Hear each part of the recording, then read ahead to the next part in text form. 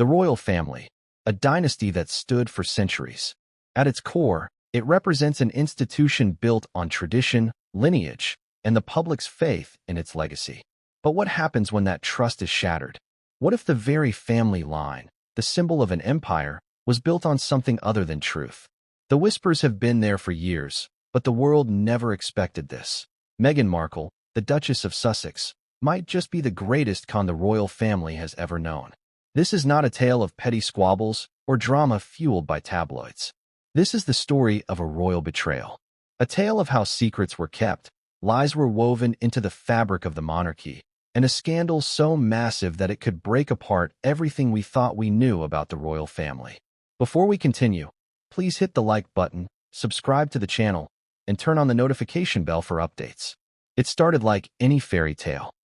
Meghan Markle, an American actress with a glittering career, became the shining star of the royal family. When she wed Prince Harry, the media buzzed with excitement. The world watched as this commoner, this outsider, entered the hallowed halls of Buckingham Palace.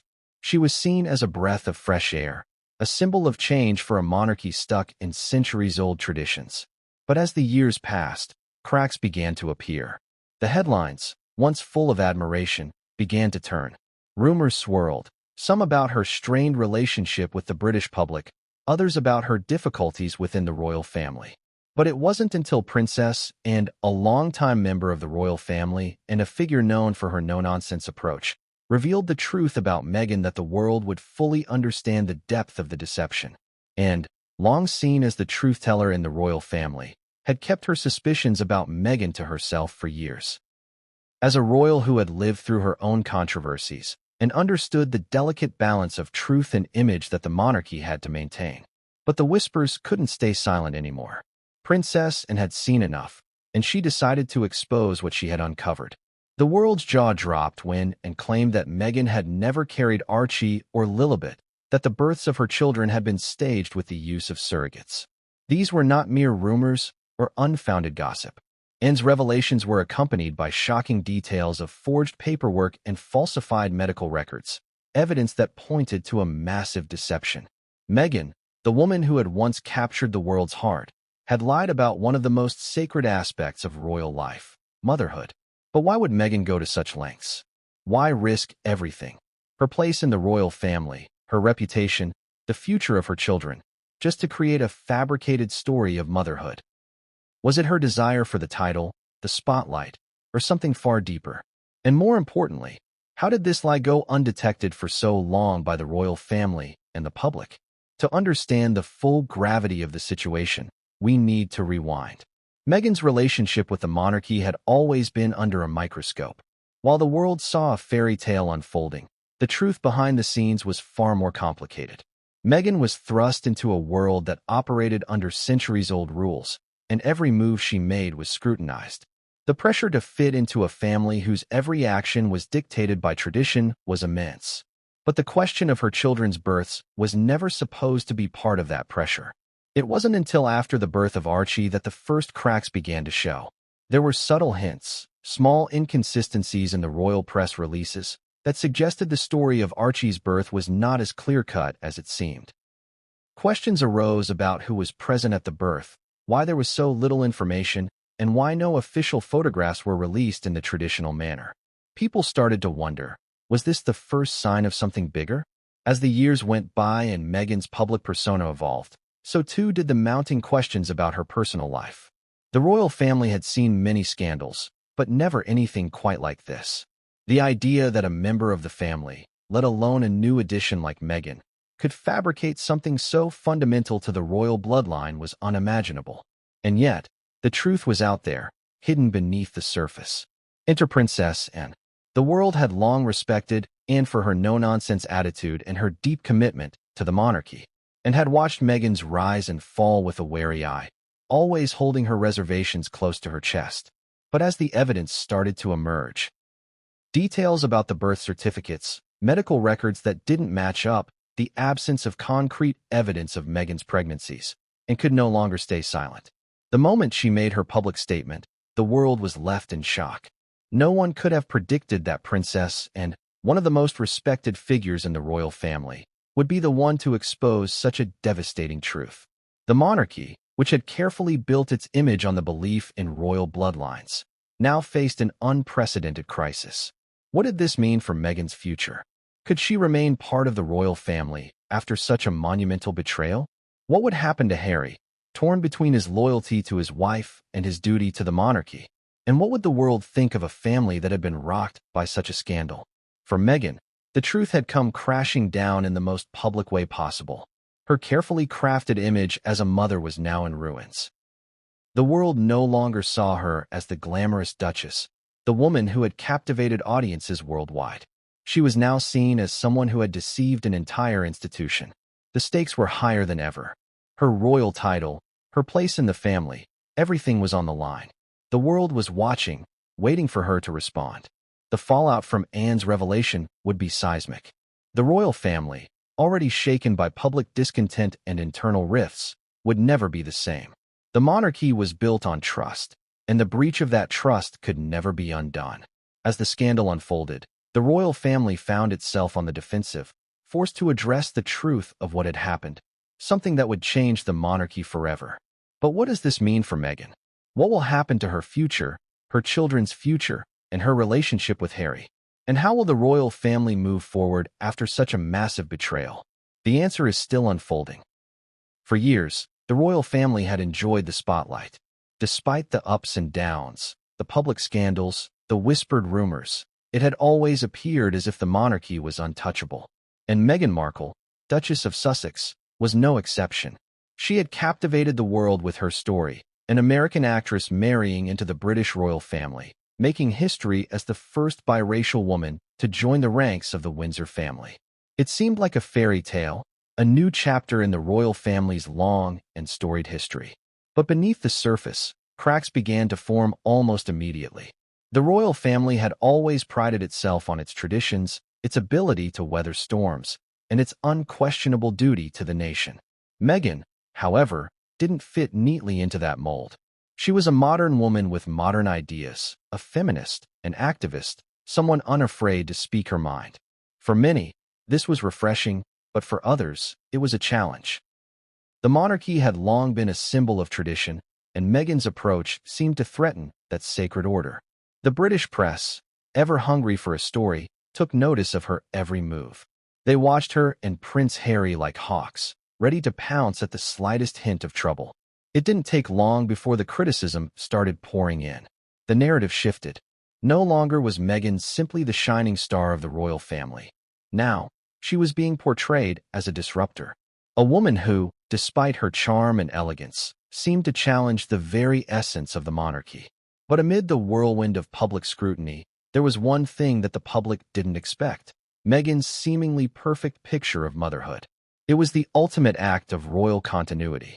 A prince and a princess, with their children, were the embodiment of a dynasty that stretched back centuries. Meghan's pregnancy with Archie was met with joy, a symbol of hope for the royal family's future. But as time passed, questions began to arise. Why so few details? Why such a lack of transparency around the birth? The public, always intrigued by the smallest royal detail, began to wonder, was everything really as it seemed? In retrospect, it's easy to see why the cracks began to show.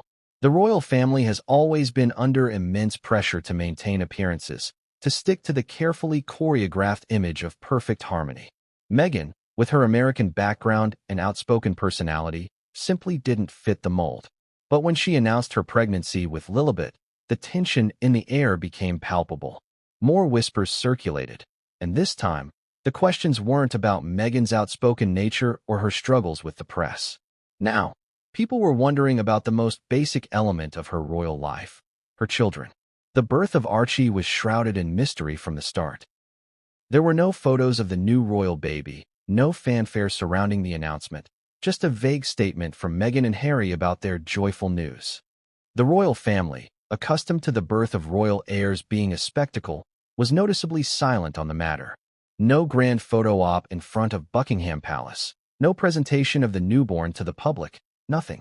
This raised eyebrows. For a family that had so carefully cultivated their public image, this was an odd choice. Was there something they were hiding? It wasn't just the birth of Archie that felt strange. It was the entire narrative that began to unfold. Despite the lack of details, Meghan and Harry continued to make waves in the media, most notably with their decision to step back from their royal duties. Their bombshell interview with Oprah Winfrey added fuel to the fire, revealing deep rifts within the royal family. The couple spoke candidly about their struggles, but there was one aspect of their story that went largely unspoken: their children. No one could have imagined that a simple question about the royal bloodline would spark the scandal that would follow. Enter Princess Anne. While Harry and Meghan were building their new life in the United States and remained in the UK, observing from the sidelines, the princess, ever the realist and known for her no-nonsense attitude, had kept her thoughts about Meghan and Harry's behavior to herself. She had always been the steadfast royal, someone who understood the delicate dance between public duty and private life. But as the whispers surrounding Meghan's children grew louder and could no longer stay silent, it was Anne's attention to detail that caught the first inconsistencies. The moment Meghan had announced her pregnancies and had been quietly skeptical. It wasn't just the odd press silence following the birth of Archie that bothered her. It was the timing, the absence of medical transparency, and the absence of a clear, verifiable record of the pregnancies. And a woman who had grown up in the royal spotlight knew how the monarchy worked, and she knew that something about Meghan's story didn't quite add up. For months, Anne had watched the unfolding drama from a distance. But as the royal family struggled to cope with the internal crisis Meghan and Harry had caused, Anne's resolve grew stronger. She had long been the keeper of the royal family's secrets, and now, faced with a lie that could threaten the very foundation of the monarchy, Anne knew she had to act. What would happen when the truth was revealed? Could the monarchy survive the scandal? Would Meghan's status as a royal crumble under the weight of the deception? The answer was more complicated than anyone realized. Princess Anne had always been regarded as the rock of the royal family, while her siblings basked in the limelight of public adoration and kept her focus on the serious business of duty. Known for her no-nonsense attitude and steadfast commitment to the monarchy, she had earned the respect of the public, the royal family, and even the press. There was no glamour in her life, just hard work and dedication to the crown. She never sought fame or favor. She simply understood the importance of the monarchy's survival and the preservation of its reputation. So, when the whispers about Meghan Markle's unconventional path through royal life began to surface, Anne watched closely, though she never said much publicly. At first, it was hard to deny that Meghan's entrance into the royal fold had been like a breath of fresh air. The world had never seen someone like Meghan enter the fold of royalty, a woman of color, outspoken, with her own established career. In many ways, she represented change in a monarchy that, at times, seemed mired in centuries-old tradition. For some, this was exhilarating, for others, unsettling. But for Princess Anne, it was simply a case of waiting to see how Meghan would fit into the strict boundaries of royal life, and had always been known for her directness. If she had an opinion, she didn't hide it, especially when it came to royal duties. Over the years, she had become the monarch's unofficial watchdog. She didn't mince words about the duties that came with being a royal, and she had no patience for those who didn't understand or respect the institution. When Meghan and Harry made the controversial decision to step back from royal duties, it raised more than a few eyebrows, particularly in Anne's direction, and was not one to shy away from hard truths, and her suspicions about Meghan's behavior only grew stronger as time went on. The pregnancy announcement came as a shock to the world. Meghan was going to have a baby, but to Anne, it didn't feel like the happy moment it appeared to be on the surface. There was something about the timing, the secrecy surrounding the birth, and the lack of details that felt wrong. It wasn't just the usual speculation that surrounds royal births, it was deeper than that. The palace, which had always been meticulously organized when it came to such announcements, had been unusually tight-lipped. Where were the traditional photographs of the newborn outside the hospital? Why had there been no official statement on who was at the birth? And why was the media, usually so eager to capture every detail of a royal event, so strangely silent? In the weeks following Archie's birth, Anne couldn't shake the feeling that something was off. She knew how royal births worked. She had been through them herself. There were always intricate protocols to follow, from the official announcements to the photographs, and the record-keeping that accompanied the births of royal heirs. For a family that prided itself on tradition and transparency, this level of secrecy surrounding Archie's birth felt deliberate. It wasn't just unusual, it was suspicious. But it wasn't until Meghan's second pregnancy with Lilibet that Anne's suspicions started to turn into something more concrete. Meghan, it seemed, was avoiding the usual royal protocols again. The birth was shrouded in even more mystery, and the few details that emerged felt inconsistent. And a woman who had spent her entire life in the royal spotlight knew that this was not how things were supposed to be done. Every royal birth was a public event, an announcement to the world, a visible symbol of the monarchy's continuity. This, however, was something different, and began to dig deeper. She had her own sources within the palace, old friends, palace staff, and even medical professionals who had worked with the royal family for decades. Slowly but surely, she started to piece together a troubling picture. The birth records didn't match up. There were inconsistencies in the documents surrounding the births of both Archie and Lilibet. And there were whispers of surrogacy, whispers that were, for the most part, ignored by the public, but that Anne couldn't simply brush off. It wasn't just the paperwork that disturbed Anne. It was the subtle signs, the way Meghan had moved through her pregnancies, the way she had handled every public appearance. There was something about her demeanor, something about the way she presented her family to the world, that didn't add up. Anne's instincts told her that Meghan was hiding something, and as she gathered more information, the picture began to emerge. Meghan had never carried Archie or Lilibet. Instead, she had used surrogates and forged the documentation to cover it up. At first, Anne kept these suspicions to herself. She knew that bringing them into the public eye would cause a massive scandal. The monarchy had always been built on its trust with the people, and a scandal of this magnitude would destroy that trust. But as the inconsistencies began to pile up, Anne realized that she could no longer stay silent. The monarchy was at a crossroads, and if the truth wasn't exposed, it would forever damage the institution. It wasn't just about Meghan anymore. It was about the future of the royal family, the integrity of its bloodline, and the trust the public placed in it. For Anne, the stakes couldn't have been higher.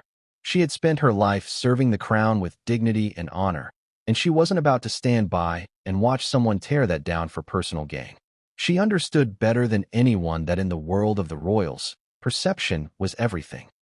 And what Meghan had done, if true, could not be allowed to stand, and began to collect evidence. She enlisted the help of trusted allies within the palace and even sought out expert opinions from medical professionals who had worked with the royal family in the past.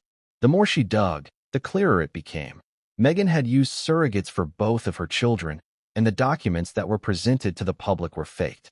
It wasn't a matter of personal animosity toward Meghan, and had no particular vendetta against her niece by marriage, but she couldn't ignore what was at stake. The very foundation of the monarchy was built on trust, and if Meghan had deceived the royal family and the public about something so fundamental, then the entire institution could be called into question. As the truth began to unravel, and realized that she could no longer keep quiet, she had to expose the lie. But doing so would come at a cost, for her, for the royal family, and for Meghan herself. It was a decision that would change everything, but Anne knew it was the right one. The monarchy had to be protected, no matter the personal cost. When the royal family embraced Meghan Markle, they accepted more than just a new member. They welcomed a woman who would challenge conventions, spark conversation, and, ultimately, uncover secrets that many would have preferred to stay hidden. Meghan had often spoken of her struggles as a woman in the royal family, trying to navigate the tightrope of tradition and modernity. But it wasn't just her outspoken nature or her unconventional approach to royal duties that caused concern behind closed doors. There were deeper, more personal questions that were starting to emerge, questions about her very ability to carry out the most fundamental duty of being a royal, giving birth to heirs. It was not unusual for the royal family to keep their medical details private. In fact, it was expected. The royal family had long been the subject of public fascination, and the last thing anyone wanted was to air their dirty laundry in public. But there were certain things that had always been a part of the royal legacy. The birth of royal children was a moment of great significance, not just for the family, but for the entire nation. The entire process was carefully orchestrated, from the first public announcement of pregnancy to the official unveiling of the newborn. Meghan's pregnancies, however, had always been shrouded in secrecy. There were gaps in the timeline, a lack of transparency, and whispers that didn't add up. It wasn't that the public had questioned Meghan's right to have children. It was that they questioned the truth of how she had become a mother. The birth of Archie, the firstborn son of Prince Harry, had come with little fanfare, no photos of the newborn in front of the press, and no traditional appearances before the cameras. It was odd, even by royal standards. But for Princess Anne, the doubts about Meghan's motherhood didn't just stem from the absence of photographs or the lack of official documentation. There were more personal, more worrying issues. And, having been involved in royal births herself, knew the typical course of things. She knew what kind of care was expected, how the royal family's medical professionals would approach a pregnancy. And yet, there was a troubling silence surrounding Meghan's experience. There was little information shared about her medical team or her care during pregnancy. It wasn't normal, and began to look more closely at Meghan's medical history, something that, as a member of the royal family, she had access to through confidential sources. What she found was unsettling. While Meghan had made no public statements about any medical issues related to her pregnancies, certain details started to emerge that cast doubt on her ability to carry children in the traditional sense. The reports that Anne obtained pointed to a medical condition that Meghan had allegedly struggled with for years, one that made it difficult, if not impossible, for her to carry a child to full term. It wasn't a life-threatening condition, but it was one that the royal family would have certainly taken into account when planning for heirs. The condition, known as Asherman syndrome, is a rare uterine disorder that can result in infertility and complications with carrying a pregnancy. Meghan, however, had never publicly discussed any such diagnosis. She had always portrayed herself as a perfectly healthy woman capable of fulfilling her role as a mother, and the public had largely accepted that narrative. But as Anne delved deeper into the medical records, she began to see a different story. Meghan's pregnancies appeared to be a carefully constructed facade.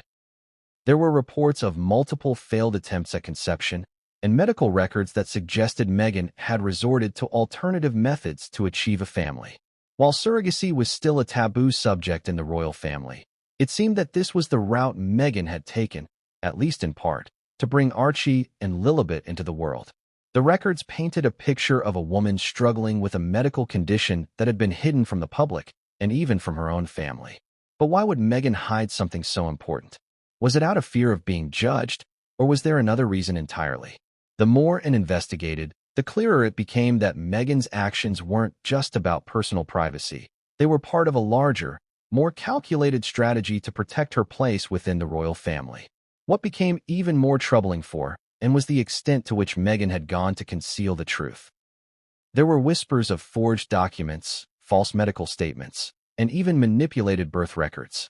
It seemed that Meghan had not only hidden her medical condition, but had also gone to great lengths to create the illusion of a perfect family. And, being no stranger to the royal machine's need for secrecy, couldn't ignore the fact that this wasn't just about protecting Meghan's image. It was about a fundamental betrayal of trust. It wasn't just the medical truth that disturbed, and it was the cover-up. If Meghan had been so determined to hide the truth, how far would she go to maintain the illusion of her royal life? Would she risk everything, including the integrity of the royal family, to keep her secret hidden? As Anne uncovered more details, the picture became clearer. Meghan had built a house of cards, a carefully constructed reality that, if exposed, would bring the entire structure crashing down. And found herself at a crossroads. She had known the royal family for decades. She understood better than anyone the delicate balance between tradition and modernity, between public duty and personal life. But what Meghan had done went beyond the usual royal missteps. This was a lie that went to the very heart of the monarchy, a lie that threatened to unravel everything the royal family stood for. Anne's responsibility was clear. She had spent her life serving the monarchy with integrity and honesty. She couldn't stand by while someone, even a member of her own family, sought to undermine the institution she had dedicated her life to. The truth had to come out, no matter the cost. When it comes to the royal family, nothing is left to chance. Every birth, every title, every move is documented meticulously. For centuries, The monarchy had operated on a level of transparency, not just with the public, but within its own ranks. The birth records of royal children were sacred. They were not only a matter of public record, but a symbol of royal lineage, a testament to the continuity of a family that represented more than just individuals. It represented the institution itself. In the case of Meghan Markle, however, it wasn't just the absence of traditional royal ceremonies that raised questions. It was the apparent absence of any verifiable proof that the children she had presented to the world, Archie and Lilibet, were truly hers. Princess, and, having grown up in the royal family, knew all too well the significance of these documents. The royal family had always ensured that everything was meticulously recorded, from the time of birth to the medical examinations that followed. These documents were not just for legal reasons. They were for the continuity of a dynasty. Without them, the royal line would be in jeopardy. The first signs of a problem appeared when the birth of Archie was shrouded in mystery.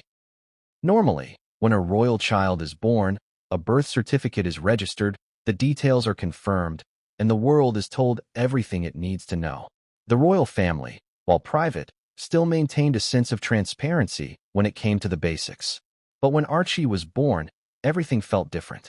There were no public photographs, no official appearance, no traditional royal baby photo op. The absence of these simple acts raised eyebrows, but it was the lack of documentation that truly caused alarm. When and began to dig deeper into the situation, it became clear that there was more to the story than just an unconventional birth. The birth certificate that had been released to the public was uncharacteristically vague. It listed Meghan as the mother but failed to provide the kind of detailed medical and legal information that would be expected from such a significant event. The lack of transparency was concerning, but it wasn't enough to prove anything on its own. Still, and couldn't ignore the signs. There were too many inconsistencies, too many unanswered questions. Anne's investigation into the paperwork began in earnest after the birth of Lilibet. This time, the discrepancies were even more glaring. Meghan and Harry had made a conscious decision to keep the birth details private, but the documentation surrounding Lilibet's birth was just as sparse as Archie's. The lack of medical reports, the absence of any official royal witnesses, and the failure to provide a clear timeline. These were all red flags that couldn't be ignored. For Anne, a woman who had grown up in a family where every event was carefully documented, this was troubling. These were the kinds of details that were never overlooked in the royal family. If Meghan had indeed given birth to both of her children, why was there no formal record to back it up? What made the situation even more suspicious was the fact that no one, not even the royal family's closest allies, had seen proof of Meghan's pregnancies. There were no official medical reports, no photographs from the hospital, and no third-party confirmation. In a family that prided itself on its transparency, this was a glaring omission.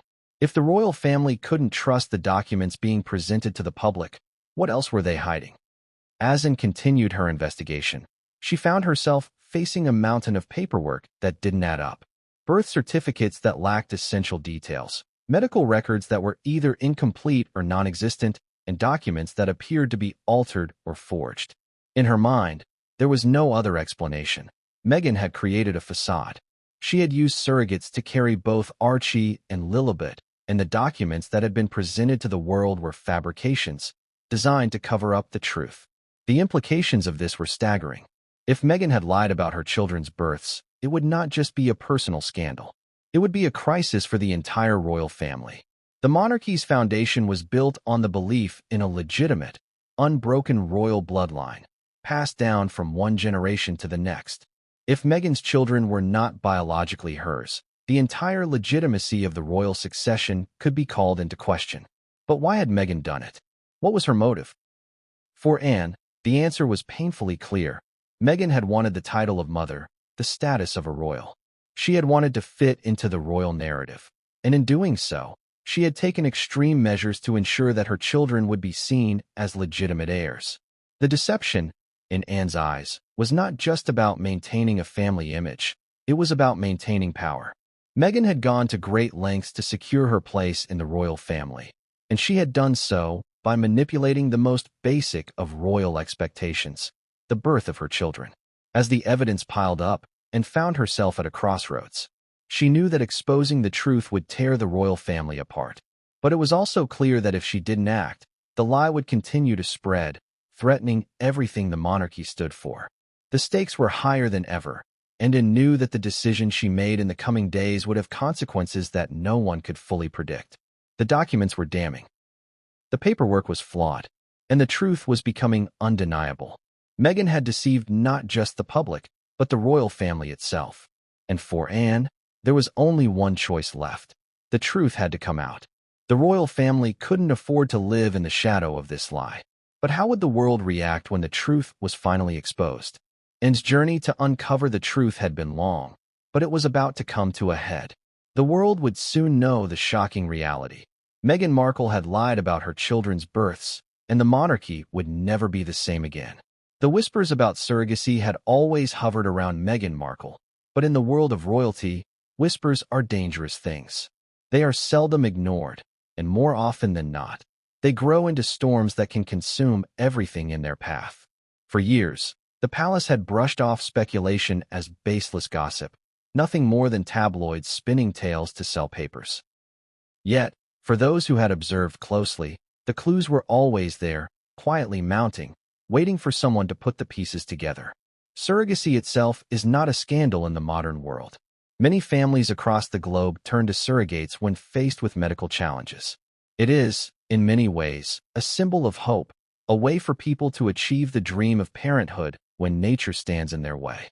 But in the context of the British monarchy, where tradition weighs heavily on every choice, surrogacy takes on an entirely different meaning. To some, it represented modernity. To others, it threatened the very legitimacy of the royal bloodline. The royal family had never officially acknowledged such arrangements in its history, and to suggest that Meghan had broken this unwritten rule was to ignite a fire that could burn the monarchy's reputation to ashes. When Archie was born, the world celebrated, yet something felt amiss. Meghan had barely been seen in the final weeks of her pregnancy, and when she did appear, there were debates over her appearance. Photographs were dissected by both critics and supporters, some pointing out inconsistencies in her baby bump, moments where it appeared smaller, others where it seemed unusually large. While these observations could easily be dismissed as speculation, they planted seeds of doubt. To the casual observer, it may have seemed like nothing more than the cruel gaze of a judgmental press, but to those who paid closer attention, it became part of a bigger pattern. The secrecy surrounding the births only intensified the suspicion. Traditionally, royal pregnancies had a rhythm, almost like a script. The hospital where the birth took place was announced, the doctors were identified, and the nation waited with eager anticipation for the moment the baby was presented to the world. Meghan and Harry broke from this tradition. There were no photographs on the hospital steps, no formal acknowledgement of medical staff. Instead, there were vague press releases and a brief glimpse of Meghan and Harry holding Archie days after the birth. It was meant to be a moment of joy, yet it was marred by unease. Why the secrecy? Why avoid the very traditions that had been followed for generations? For Princess Anne, these weren't just oddities. They were signs of something much deeper, and had lived through decades of royal births and knew the protocols like the back of her hand. The absence of transparency wasn't simply a matter of Meghan wanting privacy. It was a deviation from the rules that safeguarded the monarchy's credibility. The question burned in Anne's mind. Was Meghan hiding the fact that she had not carried the child herself? By the time Lilibet was born, the whispers of surrogacy had grown louder. This time, Meghan and Harry had relocated to the United States, far from the traditions and expectations of Buckingham Palace. The announcement of Lilibet's birth was just as vague as Archie's. Again, no official medical details were shared, and the royal family seemed caught off guard by the news. If Archie's birth had raised eyebrows, Lilibet's only deepened suspicions. It was becoming harder to ignore the possibility that Meghan had indeed used surrogates for both of her children. Anne's investigation into the matter revealed fragments of truth that the palace had long tried to suppress. Conversations with palace staff, discreet inquiries with medical contacts, and her own keen observations all pointed in one direction. Meghan had faced significant medical challenges, ones that made carrying children herself nearly impossible. Instead of addressing this openly, Meghan had chosen secrecy. She had turned to surrogates, carefully concealing the arrangements and passing the children off as her own. For Anne, the issue wasn't that Meghan had used surrogates. It was that she had lied about it. The monarchy could have weathered the storm of a modern solution to infertility. Difficult, yes, but survivable. What the monarchy couldn't survive was deception, especially on a matter as sacred as the royal bloodline. For centuries, the legitimacy of heirs had been the bedrock of royal continuity. If Meghan had fabricated the story of her pregnancies, then the very idea of legitimacy was thrown into doubt. Were Archie and Lilibet truly in line for royal titles? Were they the rightful heirs to the Sussex name? These questions cut to the core of the monarchy itself. Meghan's decision to conceal the truth might have been born of fear.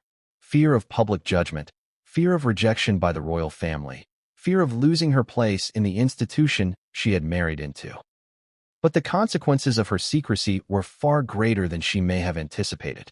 By hiding the truth, she had not only jeopardized her own reputation, but also placed the monarchy in a position where its very credibility was at stake. The surrogacy secret was more than just a private matter. It was a ticking time bomb. The more it uncovered, the clearer it became that the truth could not stay hidden forever.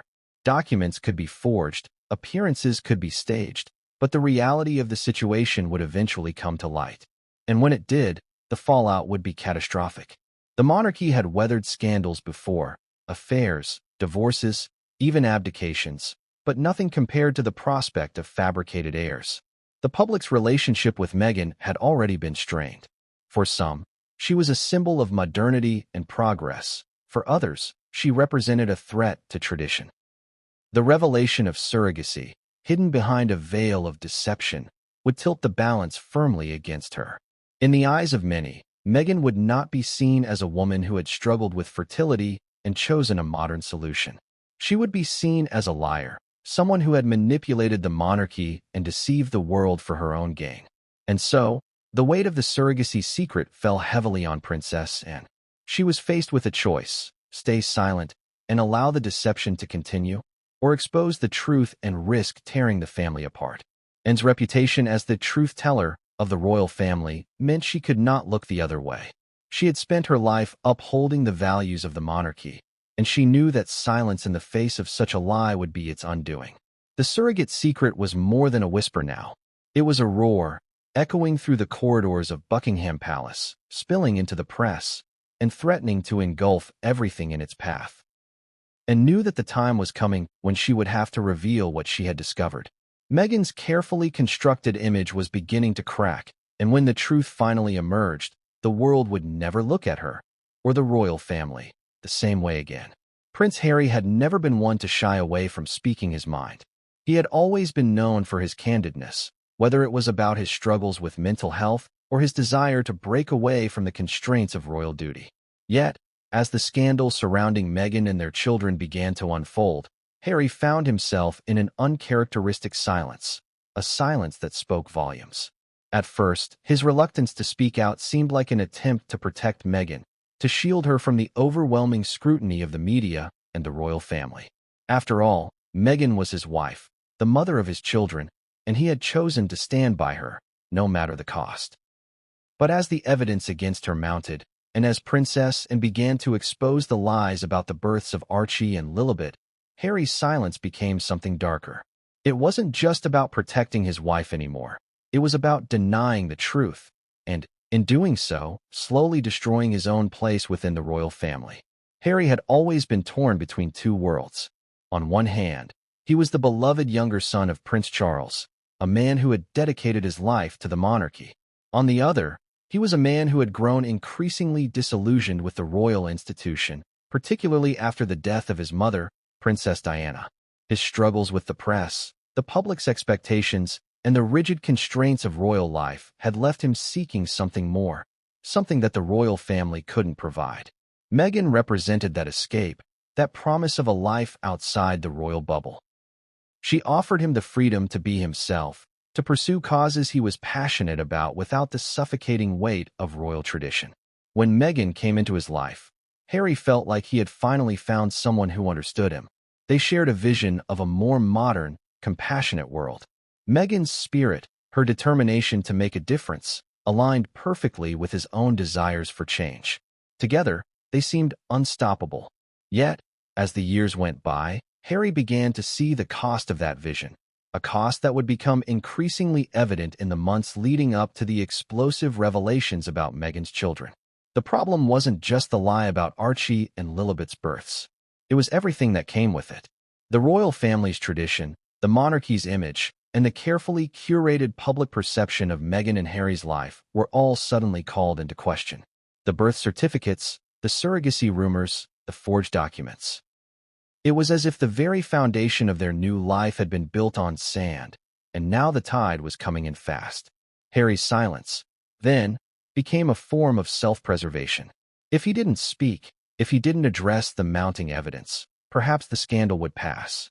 Perhaps the royal family would choose to look the other way, to maintain the illusion of harmony. After all, he was still a prince, his status still intact.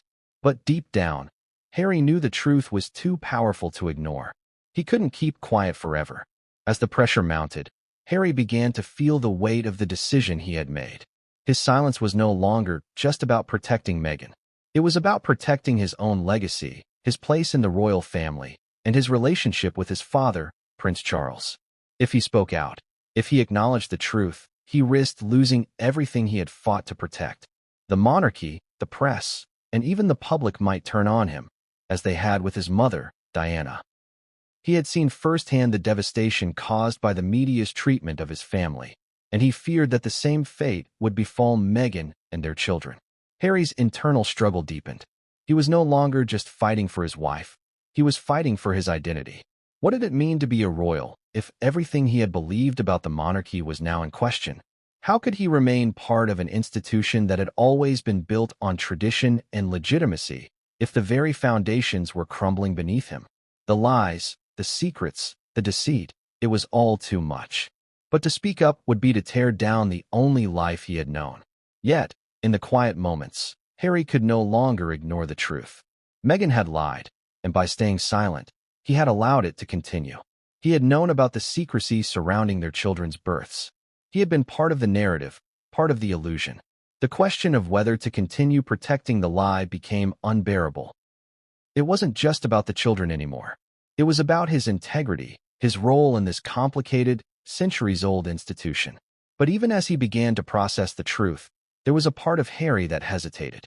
The monarchy was a behemoth, a machine that could swallow him whole. It wasn't just his own fate that he feared. It was the ripple effect his actions could have on the royal family. His brother, Prince William, had always been the golden child, the heir to the throne, the one who followed the rules. Harry had always been the wild card, the younger son who had made his own path, who had rebelled against tradition. Would speaking out now destroy his relationship with William? Would it forever tear apart the fragile bond that they had tried so hard to maintain? As Harry grappled with these questions, the media continued to close in.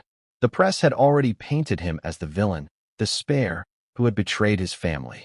But now, the stakes were higher. If he continued to stay silent, the truth would never come out. If he chose to expose Meghan's deception, he would become an even bigger target.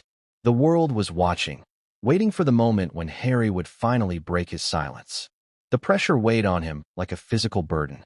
He had always been an advocate for mental health, but now, he was experiencing it firsthand. The toll of living in a state of constant conflict between his loyalty to Meghan, his love for his family, and his desire to protect the monarchy was becoming unbearable. In the quiet of his home, Harry would often find himself questioning everything. Was it worth it? Was the life he had chosen with Meghan truly the one he wanted, or had he sacrificed his own place in the royal family for something that now felt uncertain? The silence he had embraced was slowly becoming a prison, and the key to his freedom lay in one painful decision. The British press, like a relentless tide, had long thrived on the stories of the royal family. The monarchy, with all its intrigue and scandal, had always been a magnet for the public's attention. And when it came to Meghan Markle and Prince Harry, the media couldn't get enough. But as the couple's relationship with the royal family began to sour, and as whispers about their children's legitimacy grew louder, the press shifted gears from admiration to relentless pursuit. From the moment Meghan entered the royal spotlight, the media had been captivated by her. She was, after all, the first American to marry into the British royal family, a biracial woman with a career in Hollywood, and a self-made success in her own right. It was a story that played out like a modern-day fairy tale, with Meghan cast as the Cinderella who would change the monarchy forever. But as time went on, that fairy tale quickly became a battleground. The media turned on her, and what was once seen as an exciting new chapter for the royal family soon became a frenzy of tabloid headlines, relentless rumors, and media leaks. The press had always been quick to criticize the royals, but for Meghan and Harry, it was different. From the start, their every move was scrutinized, not just because of their status, but because of who they were. Meghan, the outsider, and Harry, the rebellious prince. Their refusal to follow royal protocol, their decision to step away from royal duties, and their outspoken stance on issues like mental health and environmentalism had made them targets for those who preferred the old guard of monarchy to remain intact. And then came the birth of Archie, a moment that was supposed to bring the family together, to solidify the future of the monarchy. Instead, it set off a firestorm. Meghan and Harry's decision to keep the details surrounding the birth private, the lack of public photos, the delayed announcement, only added fuel to the fire. The press, already eager to paint Meghan as a disruptive force, jumped on every little inconsistency. They criticized her for not conforming to royal expectations, for not adhering to the time-honored tradition of presenting a newborn to the public with a smile on the palace steps. And when the whispers of surrogacy began to gain traction, the press took full advantage of the growing narrative. Every day brought new headlines, new accusations, and new theories. Some tabloids ran with the idea that Meghan had hired a surrogate and that the royal family had been complicit in the cover-up. Others suggested that Meghan had faked her pregnancy altogether, using cleverly staged photographs to deceive the public. And as the press pushed these narratives, the public became more divided. Some believed the rumors, while others defended Meghan, calling the media's obsession with her pregnancy an invasion of privacy. But the storm didn't end with Archie's birth. It only grew more intense with the birth of Lilibet, the second royal child. By then, Meghan and Harry had moved to California, far from the watchful eyes of the British media. They had hoped to escape the constant scrutiny, but instead, they found themselves at the center of an even more vicious media onslaught. The lack of information surrounding Lilibet's birth, combined with the already suspicious narrative about Archie, fueled the fire. The press began to ask harder questions. Why had Meghan chosen to keep her children's births so private? Why was there such a lack of transparency? What was she hiding? As the scandal grew, the media began to uncover more and more pieces of the puzzle. Whispers about Meghan's medical history, her struggles with pregnancy, and the growing doubts about the legitimacy of her children's births were now front-page news. Every detail was picked apart, analyzed, and dissected. Was Meghan hiding the truth? Was she, as the press had suggested, manipulating the royal family and the public? Or was there something else at play? Something even darker? The pressure on Meghan and Harry was immense. The media's obsession with their lives had reached new heights. Paparazzi followed them relentlessly, even outside the United States, trying to capture any glimpse of their children, any sign that Meghan's story didn't match up. The couple, who had once been so eager to forge a new path outside the constraints of the monarchy, now found themselves trapped in a public relations nightmare. Every interview, every public appearance, every social media post was scrutinized, dissected, and turned into a scandal. But it wasn't just Meghan and Harry who felt the weight of the media storm. The royal family, too, was dragged into the frenzy. The institution that had long relied on a carefully curated image of respectability and tradition now found itself caught in the crossfire. Queen Elizabeth, Prince Charles, and the rest of the royal family were forced to address the growing scandal. The monarchy's silence was becoming increasingly difficult to justify. How long could they ignore the allegations? How long could they stand by as their own family's legacy was questioned? Behind the scenes, tensions were rising within the royal household. Prince William, ever the dutiful heir to the throne, had always been the picture of royal stability. But even he couldn't escape the fallout. The press had begun to turn on him, too. Some outlets painted him as the enforcer of tradition, the one who refused to accept Meghan and Harry's rebellion. Others accused him of abandoning his brother during a time of crisis. William, who had always been the perfect son, now found himself caught in a battle he never wanted to fight. And then there was the question of public opinion. The media had made it clear that they didn't care about Meghan's privacy or the royal family's secrets. They wanted the truth, and they would stop at nothing to get it. The public was torn. Some saw Meghan and Harry as victims, trapped by an oppressive institution and an unforgiving press. Others saw them as the villains, using their royal status to manipulate the public for their own gain. As the scandal raged on, the line between truth and fiction blurred. The press, having once adored Meghan, now painted her as the ultimate villain. But how much of it was true? Was Meghan truly guilty of the deception the media claimed, or had she simply become the victim of a public witch hunt? The storm reached its peak when Princess Anne, having gathered irrefutable evidence, finally broke her silence. Her statement was a bombshell, one that shook the very foundations of the monarchy. In an instant, the world knew what and had uncovered. Meghan had lied about the births of her children. She had used surrogates, forged documents, and deceived the royal family and the public for years. The truth had come out, and there was no turning back. The media exploded. Headlines screamed the shocking news, and the public's perception of Meghan and Harry was forever changed. The scandal was no longer just about the royal family. It was about truth, trust, and the power of the press. The media had successfully torn down the image Meghan and Harry had spent so long building. But in doing so, they had exposed the fragile nature of the royal family's carefully maintained illusion. The aftermath of Princess Anne's bombshell was like a seismic shockwave reverberating through the royal family. The monarchy, an institution that had weathered countless storms over centuries, was now facing one of its greatest crises. And for the royal family itself, the question was no longer about how to preserve its image, but how to salvage its very legitimacy. Queen Elizabeth, as the head of the family, was at the epicenter of this turmoil. A woman who had spent her entire reign maintaining the monarchy's image of continuity and dignity, she now found herself dealing with a scandal that could not be swept under the rug. Her reign had been marked by strength and an unwavering commitment to her duty, but even she could not escape the gravity of this betrayal. Her silence was deafening. In the days following Anne's revelation, Buckingham Palace remained tight-lipped, but the strain on the Queen's face was palpable to those who had the privilege of seeing her in private. The Queen had always prided herself on maintaining an aura of impartiality. She had remained above the fray during the many public battles within her family, whether it was her sister Margaret's rebellion against the crown or the drama surrounding her son Andrew's controversies. But this was different. This wasn't just a personal issue within the family. It was a direct challenge to the very essence of what the monarchy represented. The question of legitimacy had always been paramount in royal life. And now, with the very bloodline in question, the Queen faced an unprecedented dilemma. Her response was cautious, measured.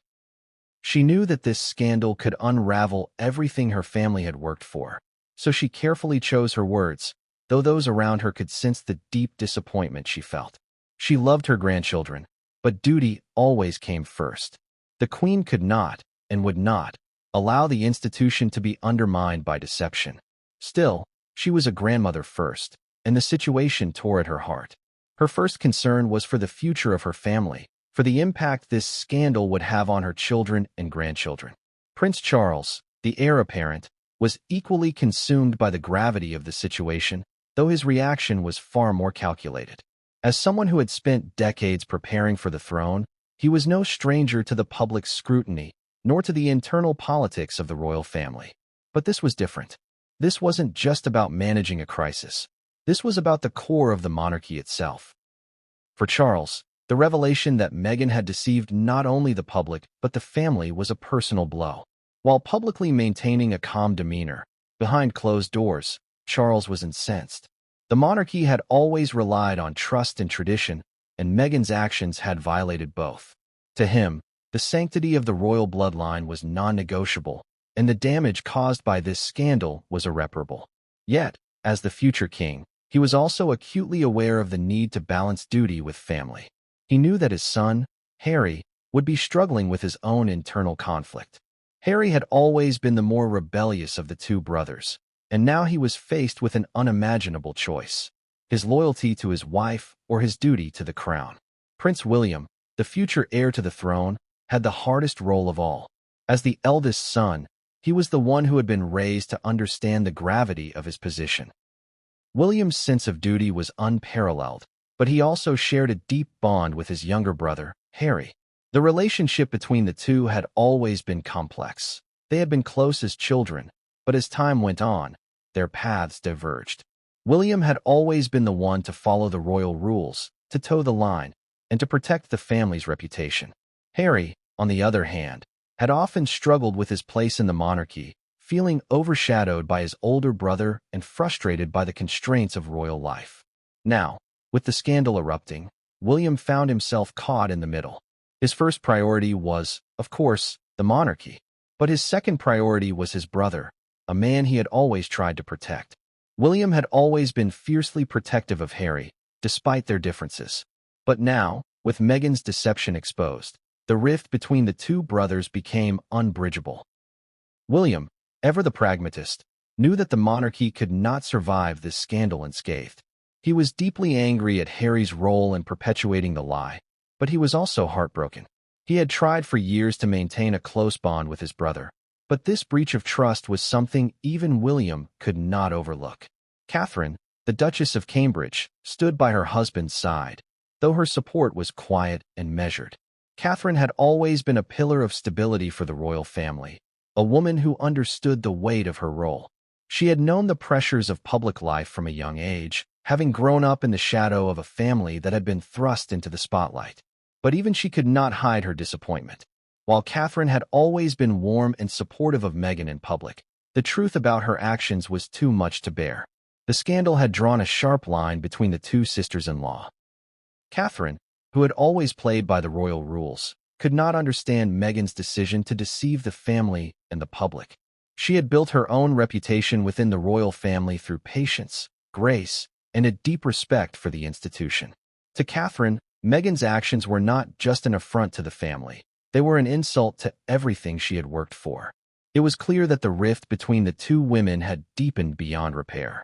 As the scandal continued to unfold, the rest of the royal family watched with a mix of concern and disbelief. The relatives who had once welcomed Meghan into their fold now found themselves questioning everything they had known about her. Her charm, her charisma, her ability to captivate the public, all of it seemed to evaporate in the face of the truth. The monarchy, which had long held itself to a higher standard of decorum, now found itself grappling with a betrayal that went to the very heart of its identity. But amidst the fallout, there was one question that loomed larger than all the others. What would happen to Harry? The decision was no longer just about Meghan's place within the royal family. It was about Harry's loyalty to his wife, to his family, and to the monarchy. The public, the press, and even his family all waited to see what path he would take. Would he stand by Meghan, no matter the consequences? Or would he choose the monarchy, the family legacy, and the duty that had been passed down for generations? The moment Princess Anne's revelation hit the headlines, it felt like a bomb went off, not just in the palace, but in the world. For the first time in history, a scandal of this magnitude had broken not only the walls of the monarchy, but also the world's perception of the royal family. The press had been relentless, but this was different. This wasn't about a royal divorce or a tabloid affair. This was a direct assault on the very foundation of the monarchy, the royal bloodline. The public's reaction was swift and unforgiving. For many, the idea of surrogacy itself wasn't the issue. It was Meghan's decision to lie about it, to perpetuate a false narrative about her pregnancies, and by doing so, to deceive the royal family and the public for years. This wasn't just about a mother who had struggled to conceive. This was about a woman who had fabricated her entire motherhood, a woman who had orchestrated an elaborate ruse to secure her place in the royal family. For months, the public had been divided about Meghan. Some saw her as a victim of a media witch hunt, a woman who was simply trying to live her truth in a system that had never fully accepted her. Others saw her as a symbol of modernity, someone who had come into the monarchy and sought to break free from the antiquated traditions that had long kept it stagnant. But as the surrogacy allegations came to light, the public's perception began to shift dramatically.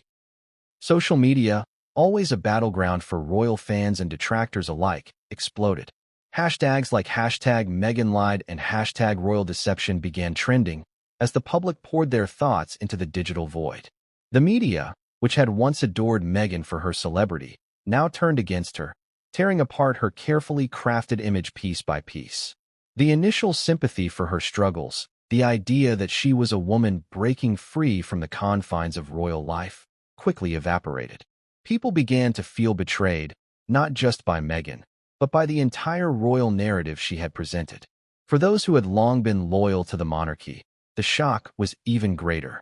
They had trusted the royal family to uphold a certain standard, to represent the highest ideals of honor, truth, and integrity. The idea that a member of the royal family had lied about something as sacred as the birth of the future heirs was too much to bear.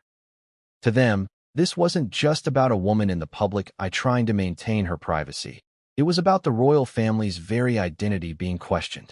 The monarchy had always been a symbol of stability, a reminder of continuity in a rapidly changing world. And now, that symbol was in jeopardy. Meghan, who had once been a source of fascination and admiration, became the subject of intense scrutiny. News outlets around the world ran endless stories, dissecting every moment of her public appearances. People began to question her motivations. Why had she hidden the truth? Was it a deliberate attempt to manipulate the monarchy for her own benefit? Or was she simply a woman who had succumbed to the pressures of royal life and had lost sight of the very thing she had once championed? Truth? The questions about Meghan's character grew louder, but it wasn't just Meghan who was under fire. Harry, too, found himself trapped in the crossfire. Public opinion was divided on whether he had been complicit in the deception or whether he had been a victim of Meghan's manipulation. Some sympathized with him, seeing him as a man caught between loyalty to his wife and his duty to his family.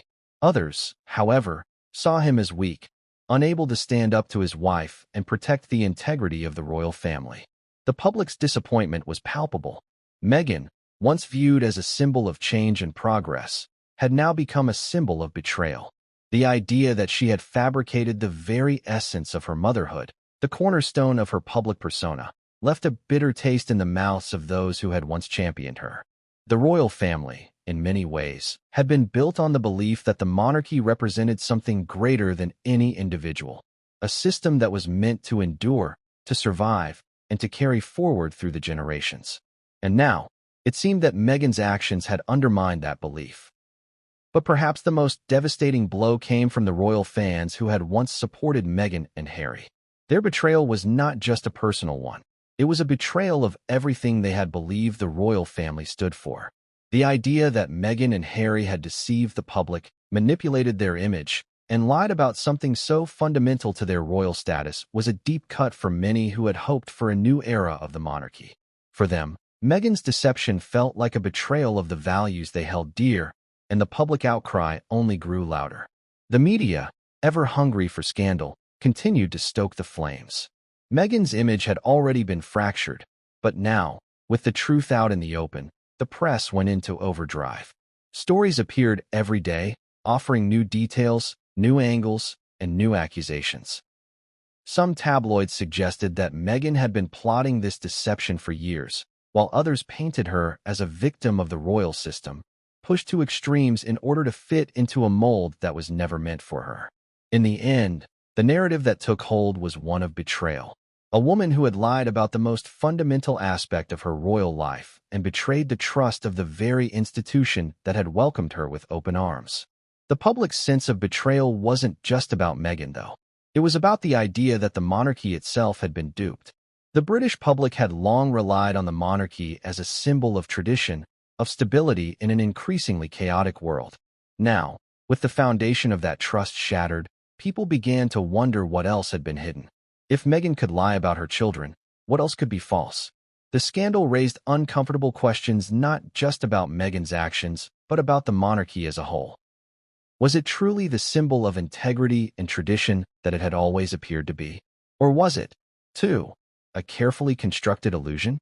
As the media storm raged on, the royal family found itself facing an unprecedented crisis. The institution had always been able to withstand scandal and controversy, but this was different. The question of legitimacy, of bloodlines and heirs, was not something that could be swept under the rug. The monarchy had survived many storms, but this one had the potential to bring it to its knees. And for Meghan and Harry, the storm was far from over. Their lives, their reputations, and their place in history had been irrevocably changed. The calm before the storm had been long gone. The truth was now out in the open, and the world was waiting for a reaction. For months, the royal family had been navigating the waves of scandal, but the storm had only grown more intense with each passing day. Princess Anne, ever the royal pragmatist, had kept her silence, watching, analyzing, and quietly gathering the information that would shake the monarchy to its core. But when the press began to pick up on the mounting evidence, and the public's reaction grew louder, and knew there could be no more silence. This wasn't just a matter of royal duty anymore. This was about the very integrity of the monarchy, an institution built on tradition, legitimacy, and the trust of the British people. It was not just Meghan's actions that needed to be addressed, but the ripple effect those actions would have on the entire family. And had seen enough. The whispers about Meghan's deception had turned into a roar, and the moment had come for her to step forward. For months, the royal family had been able to keep things contained. But with the media growing more insistent and the public becoming more disillusioned, and realized the monarchy could no longer pretend everything was fine. The truth needed to be exposed, not just for Meghan's sake, but for the future of the royal family. The confrontation, when it finally came, was both inevitable and shocking. Anne's reputation as the truth-teller of the royal family had always been solid, but no one had expected her to step so publicly into the fray. For the first time, she would speak out, directly addressing Meghan's actions in front of the cameras and in front of the world. The moment occurred at a royal event, one that was meant to be a day of celebration. The press had gathered, as they always did, to document the royal family's latest appearance. The air was filled with excitement and anticipation. But underneath the surface, there was an undercurrent of tension, a palpable sense of something bigger about to unfold. Meghan, her usual smile firmly in place, was on edge, acutely aware of the storm swirling around her. As Anne made her way to the event, her calm demeanor only heightened the anticipation. She was known for being direct, blunt even, but this was different. This was not just another royal statement or a casual conversation behind closed doors. This was a confrontation that would define not only the future of Meghan's relationship with the royal family, but also the monarchy itself. When Anne spoke, her words were measured, but every syllable carried the weight of years of royal tradition. "I believe the time has come for the truth to be known," she began, her voice steady and unwavering. "This is not about me or about Meghan. This is about the monarchy and the trust that has been broken." Meghan's face visibly stiffened as Anne's words cut through the air. The assembled press, already primed for the drama, immediately fell silent, waiting for what would come next. The confrontation was electric, charged with emotion and years of royal expectations. Anne's statement was a calculated risk. The royal family had never aired its dirty laundry in public. Such matters were typically kept behind palace walls, carefully managed and controlled. But this was different. The birth certificates, the medical records, the surrogacy rumors, all of it could no longer be kept under wraps. The palace could no longer pretend it hadn't noticed the inconsistencies. And spoke the truth as she saw it, and she did so in front of the world. "The truth is," and continued, her eyes locking onto Meghan's, "the royal family has been deceived. The birth of Archie, the birth of Lilibet, they are not as they seem. And the deception doesn't just involve Meghan. It involves all of us. The monarchy has been led to believe in something that was never real." The words hung in the air like a heavy weight, and for a moment, everything was still. Meghan stood frozen, her expression a mixture of disbelief and frustration. The public had long known Anne as a no-nonsense figure, but no one had imagined she would go so far as to publicly confront Meghan with such a direct accusation. It wasn't just the words, it was the implication of them, that the royal family, that the very fabric of the monarchy, had been manipulated for years. Meghan opened her mouth to respond, but the words caught in her throat. She had spent years carefully crafting her image, building a reputation as a loving wife and mother, as someone who was working to modernize the royal family and bring it into the 21st century. Now, it felt as though all of that was unraveling in front of her. "I didn't lie," Meghan finally said, her voice shaky but defiant. "I did what I had to do. You don't understand what it's like to be in my position. You don't know what it's like to be judged and scrutinized every day." Anne's eyes softened for a moment, but her resolve did not waver. "I understand more than you think," she said, her tone calm but firm. "But the truth is the only thing that matters. The truth, Meghan. Not the lies, not the manipulation. The truth." The moment stretched on, thick with tension. The press began to murmur, their cameras clicking as they captured every moment of the confrontation. It was a turning point in royal history, a moment when the monarchy's carefully curated image of grace and dignity was shattered by the revelation of a truth that no one could ignore. The aftermath of the confrontation would ripple through the royal family, through the press, and through the public's perception of Meghan and Harry. Meghan, who had once been a symbol of progress and modernity, now stood as the face of betrayal. And for Harry, the emotional toll was immeasurable.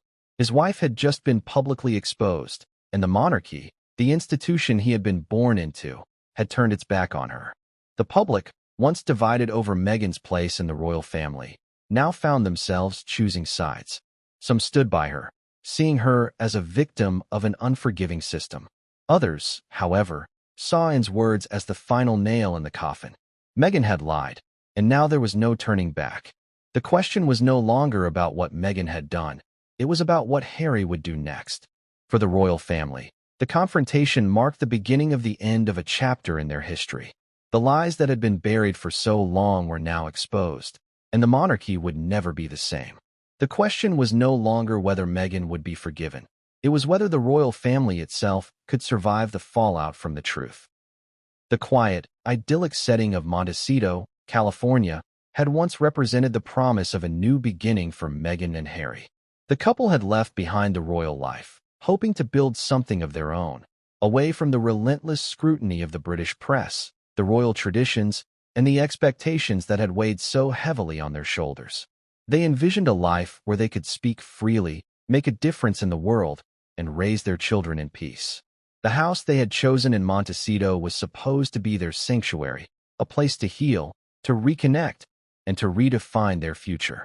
But as the scandal erupted across the globe, the peaceful retreat they had so carefully curated quickly turned into a prison of their own making. The walls that had once provided comfort now felt like a cage, closing in on them from every side. Meghan, in particular, found herself at the center of a storm she had never anticipated. The media's relentless pursuit of her and Harry had reached new heights, and every inch of their private lives was under constant scrutiny. No longer were they the darlings of the press.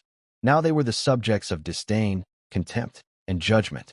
In the days following the explosive confrontation with Princess Anne, Meghan's emotional state was fragile, to say the least.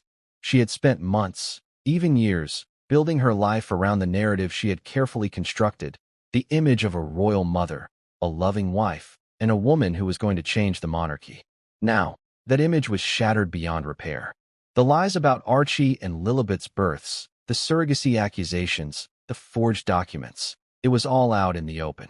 And the worst part was that Meghan was now left to face the consequences of a decision that had been made not just by her, but by both her and Harry. The once unbreakable bond between Meghan and Harry began to show signs of strain. While Harry had always stood by his wife, the weight of the scandal was taking its toll on him, too. He had always been the more vulnerable of the two, the one who had struggled with his royal identity, the one who had longed for freedom. But now, in the wake of the public fallout, he was forced to confront the truth in a way he never had before. He had spent his entire life in the shadow of the monarchy, struggling to find his place, to forge his own path. But now, that very path was crumbling beneath his feet. Meghan, too, was struggling to come to terms with the reality of their situation. She had always prided herself on her strength, her ability to rise above adversity. But this was different.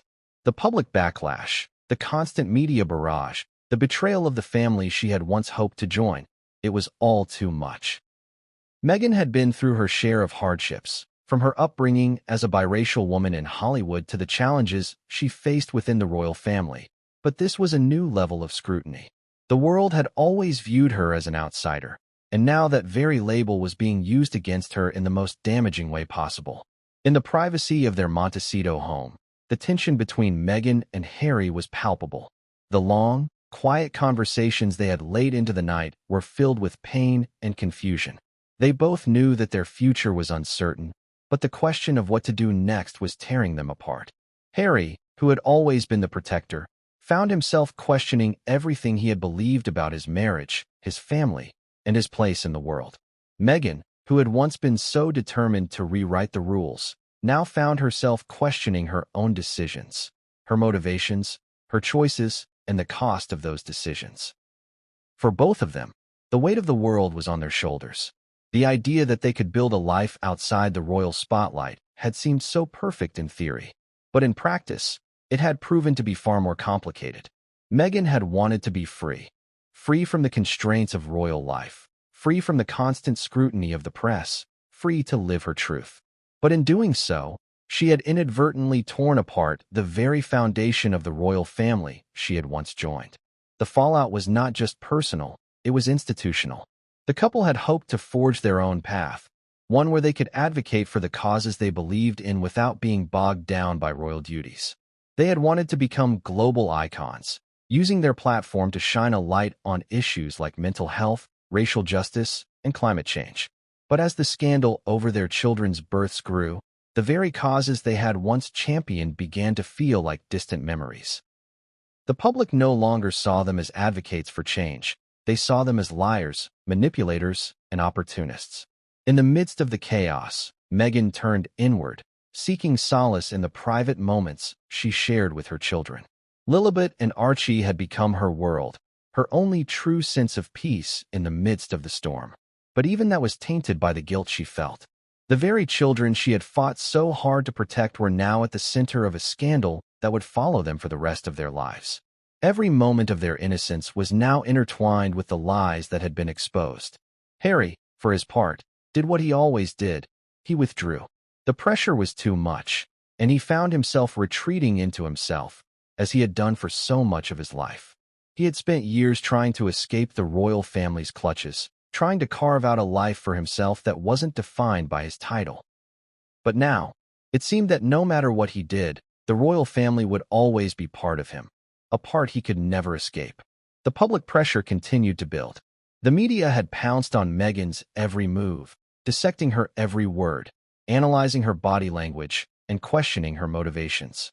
The paparazzi, who had once been captivated by her every public appearance, now sought only to tear her down. Her every move was watched, her every word scrutinized, and the public waited for her next misstep. For Meghan, the weight of the world was unbearable. She had once been a symbol of hope, a beacon of change. But now, she felt like a pariah, a woman who had sacrificed everything for a dream that had turned into a nightmare. As the pressure mounted, she began to question whether it had all been worth it, whether the life she had fought so hard to build was really the one she wanted, or if it had been a grand illusion all along. The days following Princess Anne's public statement marked a dramatic turning point not just for Meghan and Harry, but for the entire institution of the monarchy. The public's reaction had been swift, the media relentless, and the monarchy itself was left to confront not only the accusations but the underlying truth. The deception about Archie and Lilibet's births, while deeply personal, had now become a matter of legal and institutional consequence. The monarchy, built on centuries of tradition and a carefully curated public image, faced an unprecedented crisis. The legitimacy of the royal bloodline, the very foundation of the monarchy, was in question. The legal implications of this scandal were enormous. Royal titles, succession rights, and the future of the monarchy were now in jeopardy. The United Kingdom, a nation that had long been proud of its royal heritage, now found itself questioning the very legitimacy of its heirs. Meghan, once embraced as a member of the royal family, was now viewed as the catalyst for a scandal that could bring down everything the monarchy represented. If the allegations of surrogacy were true, then Archie and Lilibet, who had once been seen as the next generation of the royal family, would no longer have the birthright to inherit the throne. At the heart of this was the legal concept of royal bloodline.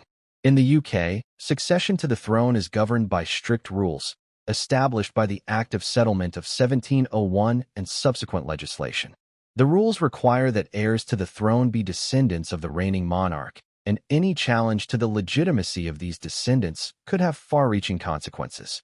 If Meghan's children were not biologically hers, or if their birth had been falsified in some way, then they could lose their place in the line of succession. It was a possibility that had never been considered in the modern era, and one that the royal family could not afford to ignore. But the legal questions didn't stop there.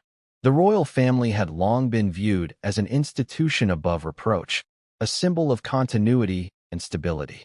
Its members were expected to adhere to the highest standards of conduct, both publicly and privately. Meghan's deception, if proven, would not only undermine the legitimacy of her children, but also cast a shadow over the entire institution. How could the monarchy continue to function if the very foundation of its bloodline was built on lies? The public would no longer view the royal family as a symbol of tradition and stability, but as an institution that had been compromised, one that could be easily manipulated and deceived. For the royal family, the legal implications were not just about Meghan and her children's place in the line of succession. It was about the future of the monarchy itself. The public, having once viewed the royal family as a revered institution, now saw cracks in the facade. The monarchy was no longer just a symbol of tradition. It was a system, and like any system, it could be broken. Behind closed doors, the royal family began to discuss how to address the legal ramifications of Meghan's deception. King Charles, as the reigning monarch, understood the gravity of the situation. His role as the head of the monarchy was to maintain the institution's integrity, and the scandal surrounding Meghan threatened that integrity. But Charles also knew that the monarchy could not survive on tradition alone. The family had to evolve, to adapt to the changing times. Yet, this situation was different. It wasn't about modernizing the monarchy or making it more accessible to the public. It was about the very legitimacy of the royal bloodline, and that was something that couldn't be compromised. For Harry, the legal questions were even more complicated. He had long been caught between two worlds, the royal family and his life with Meghan. His loyalty to her was unquestionable, but now, with the very legitimacy of their children in doubt, Harry found himself forced to choose between his family and his duty to the crown. His role within the monarchy had always been unclear, the spare to the heir, never truly in line to take the throne. But now, his position was more complicated than ever. If Meghan's children were stripped of their royal status, then Harry, too, would be caught in the crossfire. His ties to the monarchy would be severed, and his place within it would be in jeopardy. The legal questions raised by the scandal were not just about Meghan and their children. They were about Harry's future within the royal family. The legal questions grew even more tangled as the royal family's lawyers began to sift through the evidence. The forged documents, the questionable birth certificates, the surrogacy arrangements. All of it had to be examined carefully. The lawyers knew that if they were to address this scandal head-on, they would need to make the truth undeniable. And that meant they would need to bring in experts, medical professionals, forensic specialists, and even genealogists who could verify the legitimacy of Meghan's children. But there was more at stake than just the children's birthright. The monarchy itself was facing questions it had never considered before. If the royal family could be deceived so easily, what else had been hidden from the public? How could the monarchy continue to operate if its credibility was now in doubt? The institution had long relied on its status as the protector of the British people, but now, that very status was in jeopardy. In the days following Anne's confrontation, the monarchy's legal team worked tirelessly to prepare for the fallout. The press, already in full frenzy, was hungry for answers. The royal family knew that they had to act quickly before the scandal consumed everything in its path. But how could they address a scandal that was so deeply ingrained in the very structure of their family? How could they restore public confidence in an institution that had been shaken to its core? The legal ramifications were enormous, but the emotional toll was even greater. The royal family was not just facing a scandal. They were facing a crisis of identity. For years, the monarchy had been built on a carefully constructed image of duty, honor, and legitimacy. But now, with the truth exposed, that image was cracked.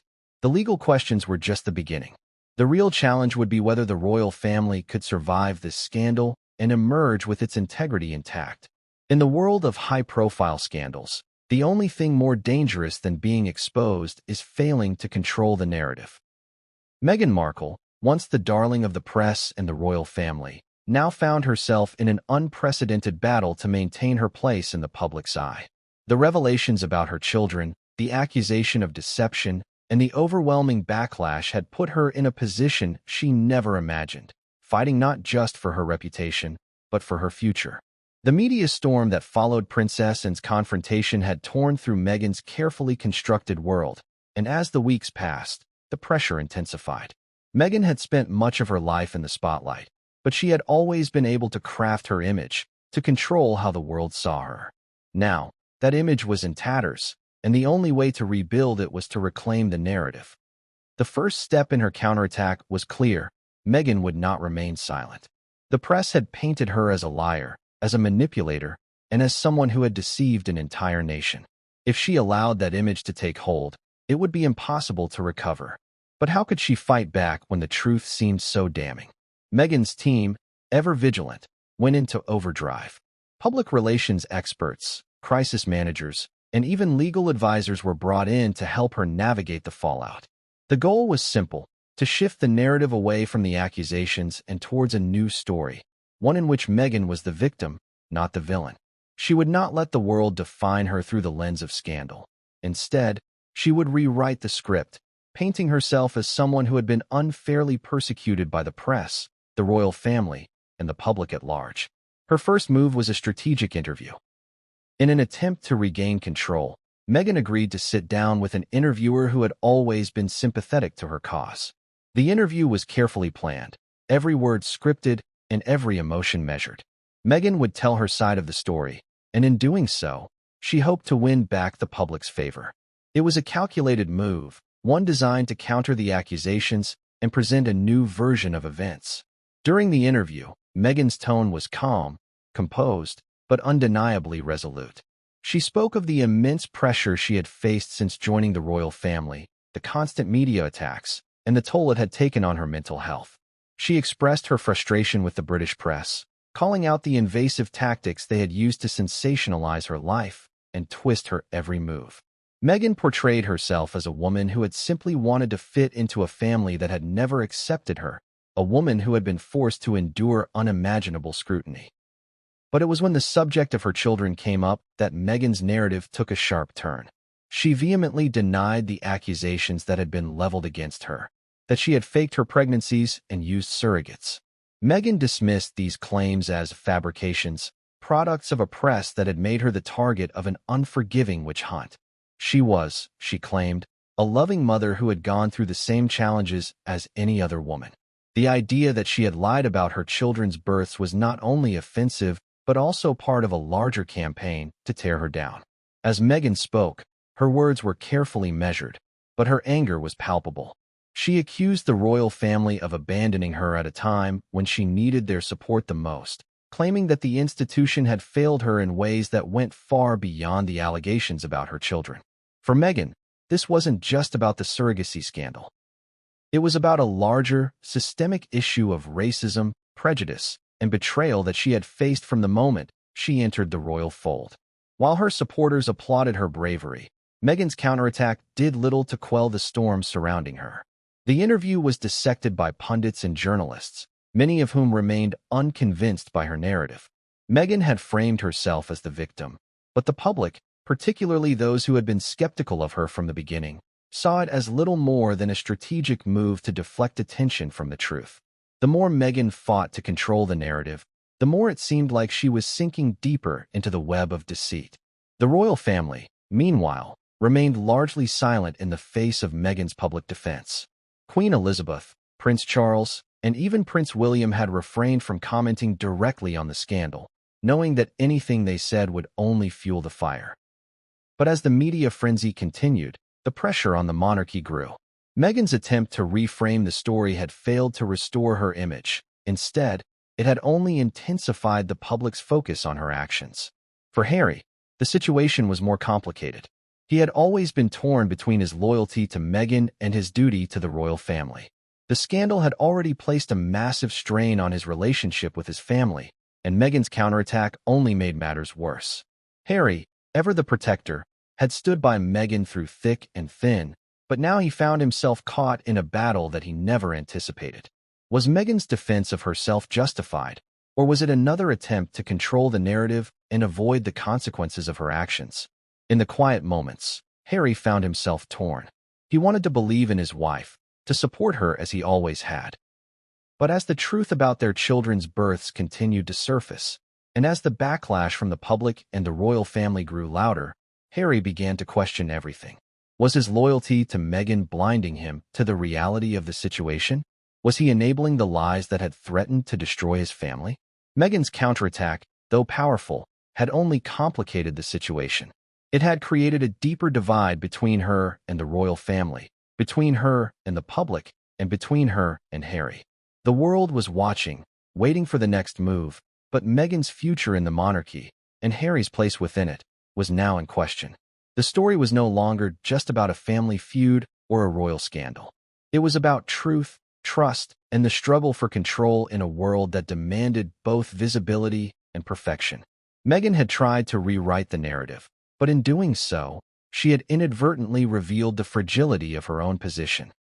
The counterattack had failed to restore her image. It had only deepened the crisis. And as the world waited for the next chapter to unfold, one question lingered. Would Meghan and Harry be able to rebuild their lives, or had the damage already been done? The British royal family had weathered scandals before, but nothing quite like the storm that Meghan Markle had ignited.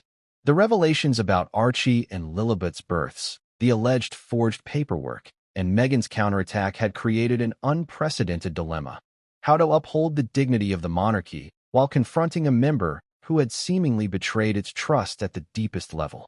Inside the walls of Buckingham Palace, meetings were convened in private chambers, away from the prying eyes of the public and the relentless press. This was a crisis that demanded careful consideration, discretion, and a decisive course of action. Queen Elizabeth, though known for her steadfast composure, could not ignore the magnitude of the situation. The crown had always been about maintaining stability and public confidence, and now that stability was teetering dangerously. With advisors, family elders, and legal experts present, discussions began in earnest. The tone was grave, the air thick with tension. No one spoke lightly. Every word was weighed, every decision measured for its potential consequences. The fate of not only Meghan but also Prince Harry hung in the balance, along with the reputation of the monarchy itself.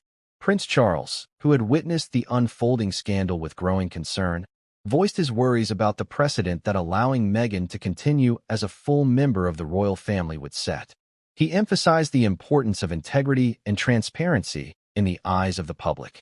The crown is not just a family, it is an institution, he stated. Its credibility depends on trust, honesty, and respect for tradition. If we fail to act now, we risk losing the public's confidence forever. His words carried weight, signaling a hard line that many in the room silently acknowledged as necessary. Prince William, meanwhile, felt a deep personal conflict. Meghan's actions had not only caused public outrage, but also inflicted real emotional damage on him and the family. The notion that falsehoods had been propagated, that the truth about the children had been hidden, cut deeper than mere scandal. William understood the importance of compassion, yet he also recognized the need for accountability. The question that haunted him was whether forgiveness could coexist with the protection of the monarchy's integrity. Could the family extend understanding without appearing weak, or would leniency invite further chaos? Princess, and ever practical and decisive, was a driving force in the deliberations. Her exposure of the truth had set the entire chain of events into motion, and now she was determined that justice must be served. This is not about punishment for punishment's sake, she reminded the family, her voice steady. It is about preserving the trust that the public places in us. We must act, and our actions must be clear, firm, and final. Her perspective emphasized the principle that the monarchy's role was to safeguard the institution above personal attachments or emotions. Legal counsel presented a detailed analysis of the options available to the royal family. They reviewed documents, surrogacy claims, and previously private medical records. Every shred of evidence was meticulously scrutinized, leaving no room for doubt or error. The advice was unequivocal. Meghan's continued membership in the royal family, under the current circumstances, posed significant risks both legally and publicly. The potential for ongoing media scrutiny, lawsuits, and reputational damage could not be ignored. It was not a question of desire but of necessity. A course of action had to be chosen that would protect the monarchy in both the short and long term. The family's discussions soon turned to potential responses. Several paths were considered, ranging from a public statement clarifying the situation to complete estrangement of Meghan from royal duties and titles. Each option carried its own risks and implications. A public statement could invite further scrutiny and backlash, while total disassociation could be seen as ruthless or overly harsh. The debate was intense, emotions ran high, and the stakes were unparalleled. Every angle had to be considered, every potential outcome analyzed. This was more than a family dispute. It was a decision that could define the monarchy for generations. After hours of deliberation, a consensus began to form. The family agreed that Meghan's actions had breached the fundamental trust of the royal institution. Whether or not she had intended harm, the result was the same. The integrity of the monarchy had been compromised.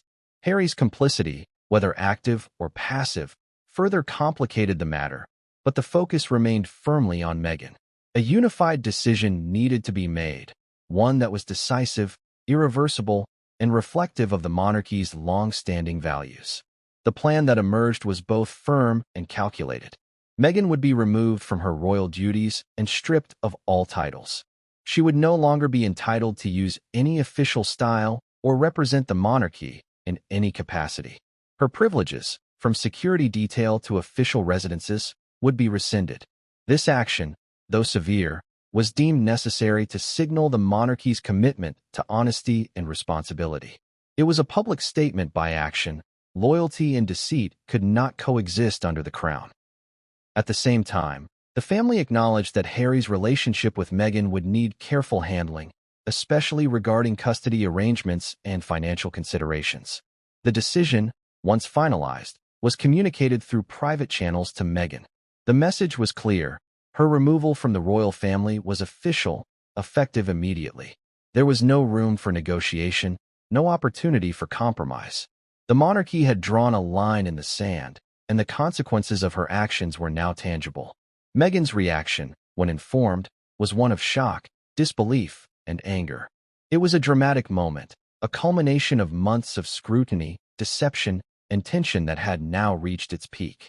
The personal and public fallout would soon begin, as news of the decision leaked to the press and made its way across international headlines. In the days that followed, the world watched as the royal family moved to reinforce the decision. Statements were carefully crafted, communications monitored, and security measures adjusted. Media outlets from London to Los Angeles reported extensively on Meghan's removal, dissecting every detail, every implication, and every potential outcome. Social media erupted with debate, as supporters and critics alike weighed in on the unprecedented turn of events. The monarchy, for its part, remained composed, adhering to a strict protocol designed to minimize further damage and maintain public confidence. For Harry, the situation was catastrophic. He had stood by Meghan through every challenge, and now he was faced with the reality of her removal. His loyalty, which had always been a source of personal pride, now felt like a burden. The bond between husband and wife, once unbreakable in his eyes, was now tested in ways he never anticipated.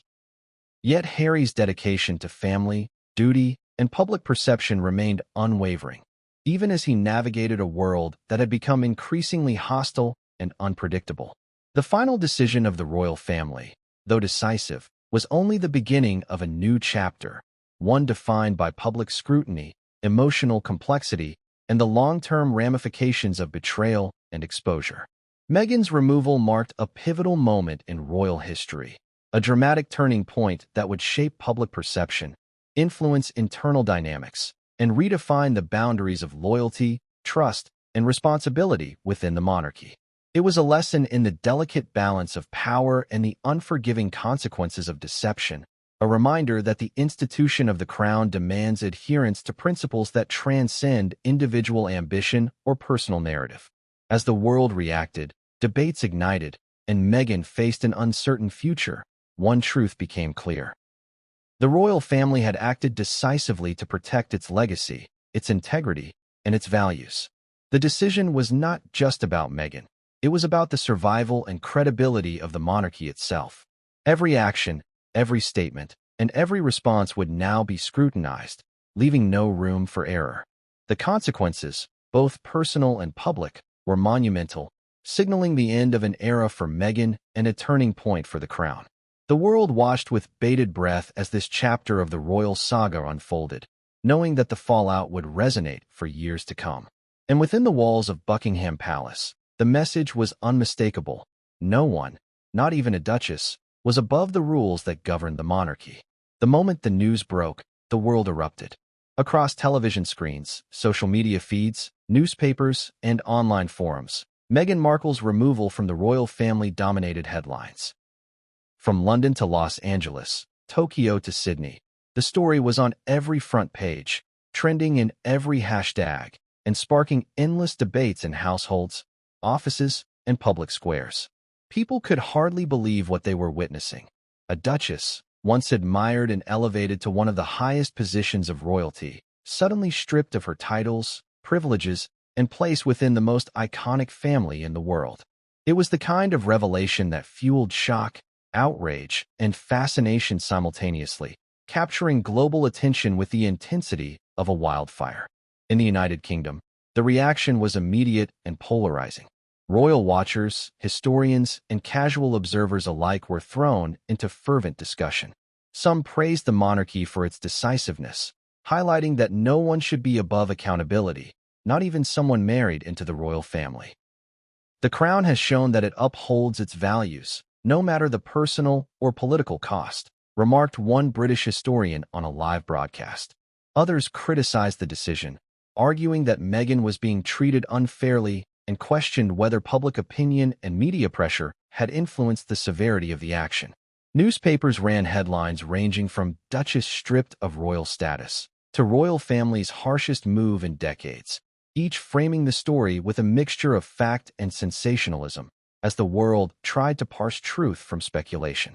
Social media became a battlefield of opinion and emotion. Twitter erupted with millions of posts, retweets, and comments, with users debating Meghan's guilt, Harry's role, and the royal family's decision. Supporters of Meghan flooded timelines with defenses, expressing disbelief and outrage over what they described as an institutional betrayal.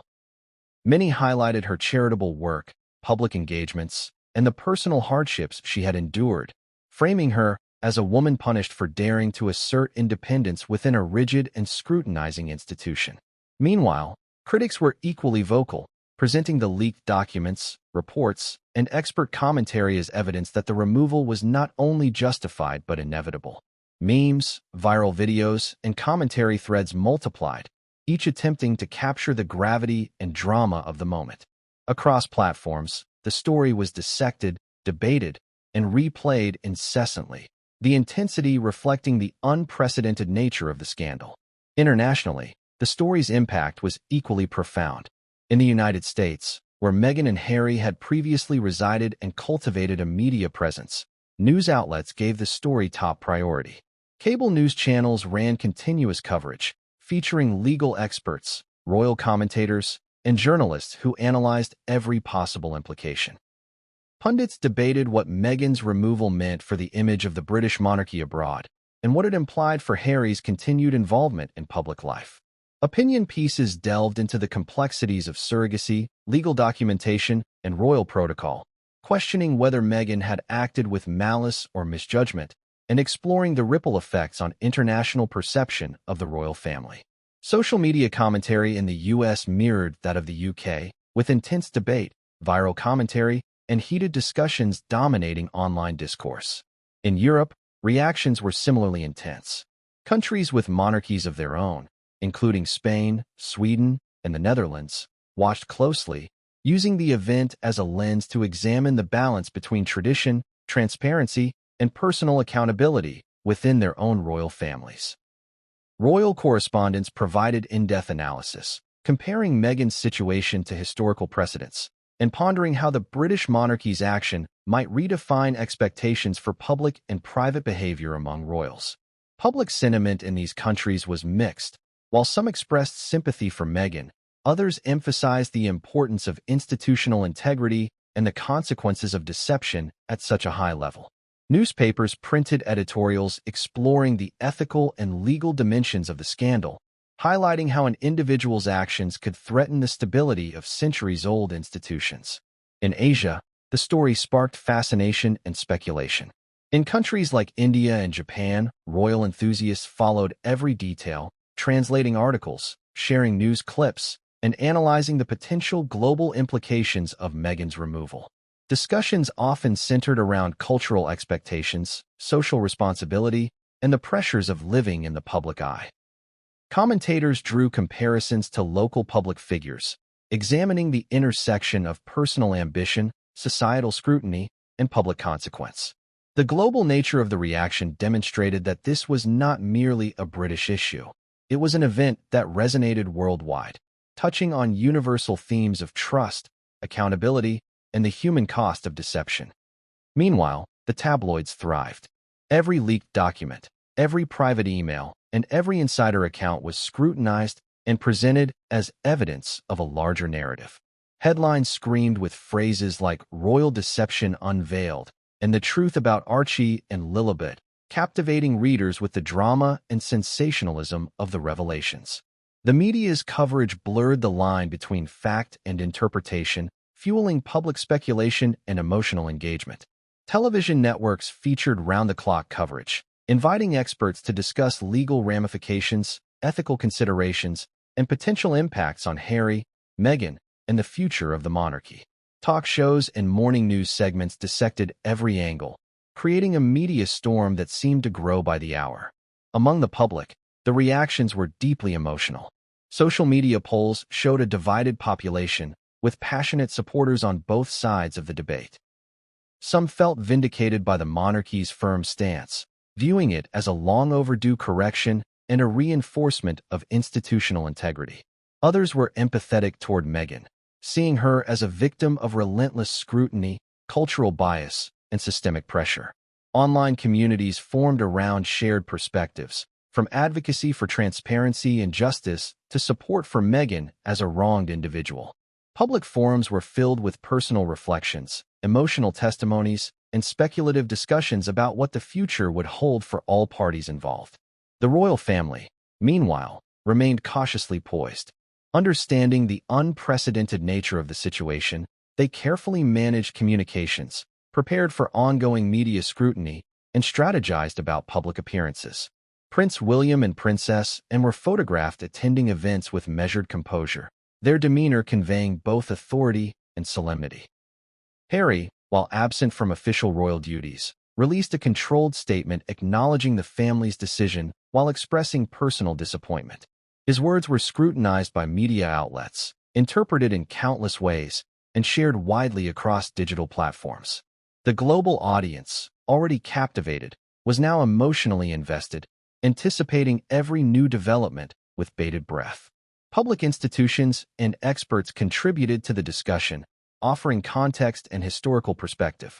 Legal analysts explained the implications of surrogacy documents and forged paperwork within royal protocols, while psychologists discussed the emotional toll on both the family and the public. Sociologists examined the intersection of celebrity culture, media influence, and institutional authority, exploring how Meghan's story reflected broader societal themes of gender, power, and expectation. Academics weighed in, creating detailed analyses that were widely circulated and debated, further amplifying the global conversation. Even philanthropic organizations and charities that Meghan had been associated with felt the repercussions. Some issued cautious statements, reaffirming their commitment to social causes while distancing themselves from the controversy. Others, particularly those closely linked to royal patronage, monitored the situation carefully, understanding that the fallout could influence public perception, funding, and long-term engagement. Every action, every statement, and every omission was observed and analyzed, as the ripple effects of Meghan's removal extended far beyond the palace walls.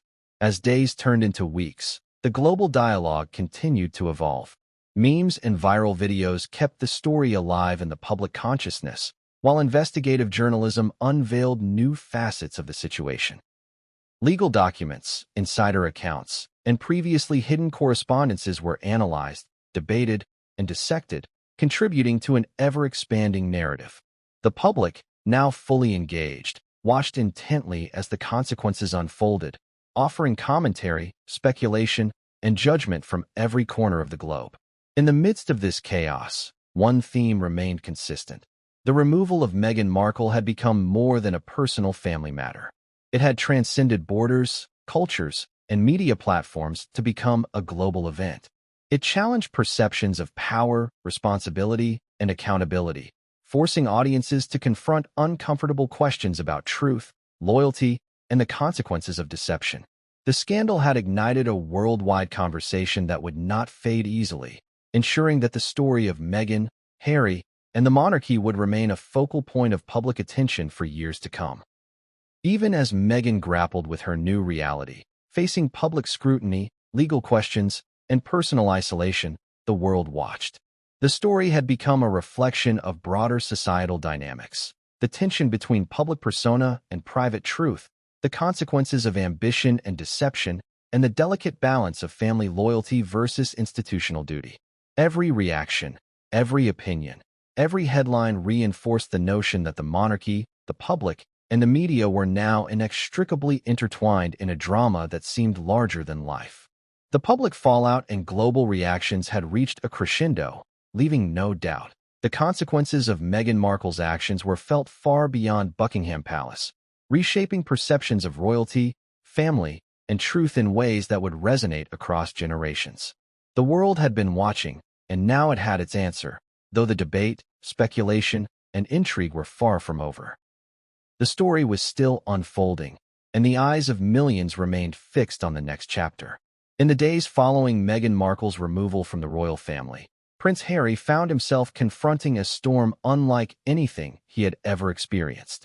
For decades, he had navigated the intense scrutiny of public life, balancing duty, expectation, and personal desire, but nothing could have prepared him for the emotional weight of seeing his spouse stripped of her titles and privileges.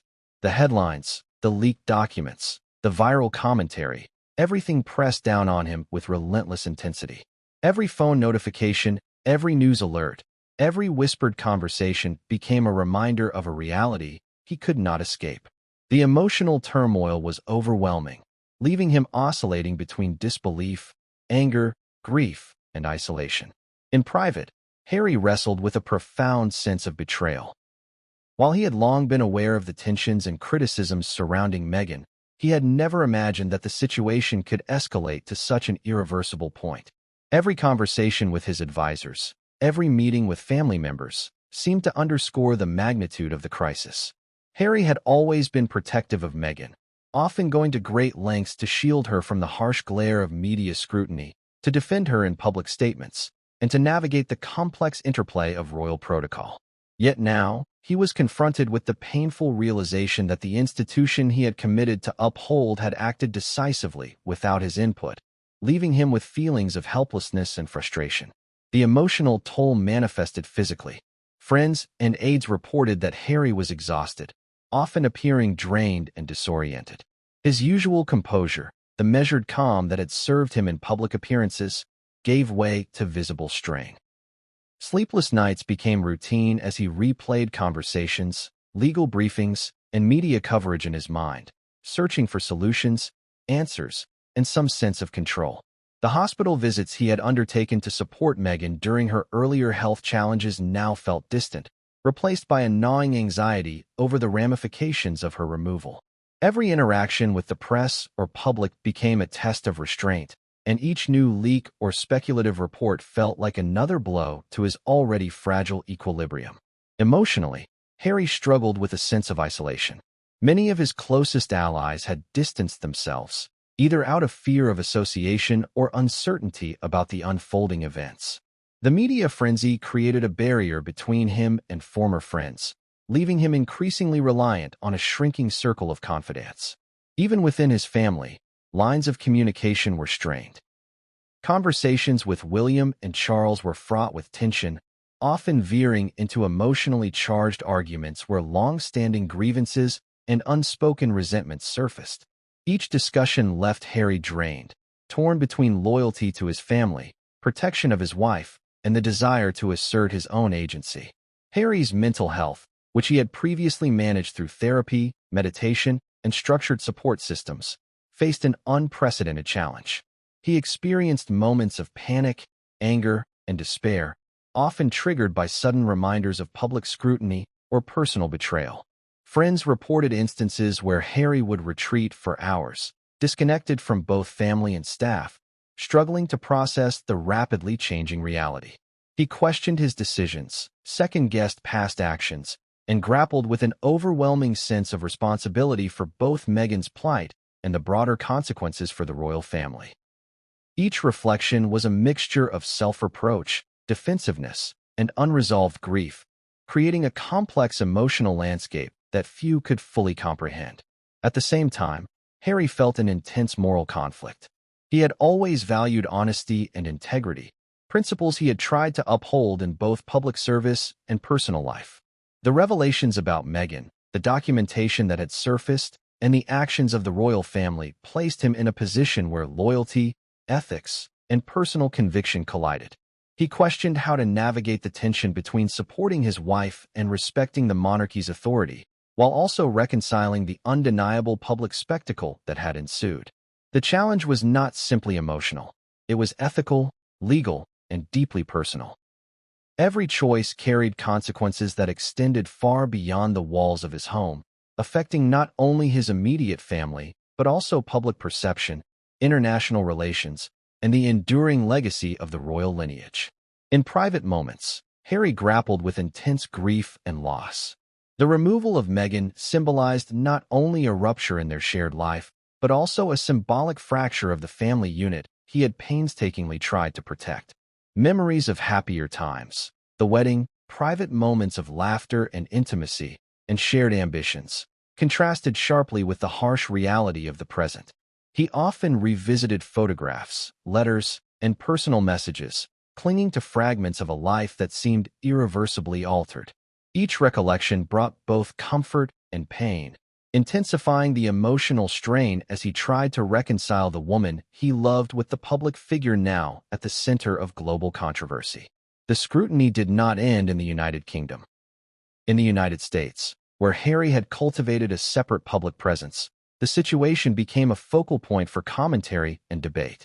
Interviews, podcasts, and news segments dissected his every action, suggesting possible motives, predicting future moves, and questioning his capacity to manage personal relationships under extreme pressure. Social media platforms amplified the tension, with supporters and critics alike weighing in on his emotional state, speculating about his next steps, and scrutinizing every public appearance. The relentless feedback loop created an environment where private emotion became public entertainment, compounding Harry's struggle and leaving him navigating a world where personal pain was constantly on display. Harry's relationship with Meghan, once a source of strength, also faced significant strain. Despite their shared adversity, the stress of the public fallout introduced moments of conflict and miscommunication. Decisions that were previously mutual were now fraught with tension, as the consequences of action or inaction carried unprecedented weight. The isolation of public life, coupled with the pressure of navigating media narratives and legal realities, created a constant source of emotional friction. In private, they sought to support one another, but the intensity of scrutiny and the gravity of the situation often left them exhausted, frustrated, and emotionally raw. Amid the turmoil, Harry sought avenues for stability and self-preservation. He returned to therapy, engaged in private counseling sessions, and leaned on trusted advisors for guidance. Physical activity, including horseback riding, hiking, and boxing, became essential outlets, providing a temporary reprieve from the constant mental strain.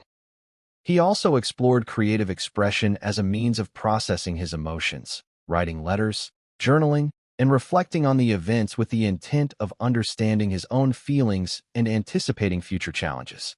These practices, while invaluable, were only partially sufficient in the face of a global media storm and an ongoing family crisis. Harry's internal conflict extended to his sense of identity. For years, he had defined himself through the dual lens of personal autonomy and royal responsibility. Now, with Meghan's removal, the tension between those identities became acute. He questioned how to reconcile his public role with personal values, how to navigate a world where trust had been compromised, and how to protect those he loved while maintaining his own integrity. Every decision, every public statement, every private reflection carried potential consequences, creating a psychological burden that weighed heavily on him day and night. Even as Harry struggled, he recognized the broader implications of the situation. The public fallout, the legal scrutiny, and the family tensions were not isolated events. They were part of a narrative that would shape perceptions of the monarchy for generations. He understood that his responses, both public and private, would be analyzed, critiqued, and remembered, influencing not only his legacy, but also that of Meghan and their children. This awareness added a layer of pressure, magnifying the emotional turmoil and underscoring the stakes of every choice he made. Despite the overwhelming challenges, Harry demonstrated resilience. He sought to balance personal vulnerability with measured public composure to protect his loved ones while navigating a media landscape that thrived on sensationalism. He engaged with legal advisors, strategized with family members, and maintained a network of support to ensure that decisions were informed, deliberate, and principled. Each day was a delicate negotiation between emotional expression, strategic foresight, and ethical responsibility, reflecting a man caught between private grief and public duty. As the weeks unfolded, Harry's emotional journey continued to evolve. Moments of despair were interspersed with brief periods of clarity, insight, and determination. The experience, while painful, became a catalyst for personal reflection, prompting him to reassess priorities, relationships, and values. He confronted uncomfortable truths about trust, loyalty, and the complexities of human behavior, all while managing the ongoing realities of public scrutiny and institutional expectations. Harry's struggle was not solely personal. It was emblematic of a larger, universal challenge, the difficulty of maintaining emotional equilibrium in the face of overwhelming external pressures. His journey highlighted the fragility of trust, the intensity of grief, and the resilience required to navigate extraordinary circumstances. In every setback, in every moment of doubt, Harry confronted the tension between personal desire and public expectation, ultimately shaping a path that was uniquely his own. In this crucible of emotion, Harry emerged as a figure simultaneously vulnerable and resolute. The turmoil had not diminished him. It had revealed layers of complexity, empathy, and determination previously unseen by the public. While the emotional burden was immense, his responses reflected both the depth of his commitment to family and the courage required to face profound personal and public adversity. By confronting his emotional turmoil head-on, Harry began to chart a path forward, acknowledging the pain, navigating the uncertainty, and striving to reconcile the competing demands of love, loyalty, and legacy. In the process, he revealed not only the profound human cost of scandal and betrayal, but also the resilience inherent in facing such challenges with honesty, reflection, and integrity.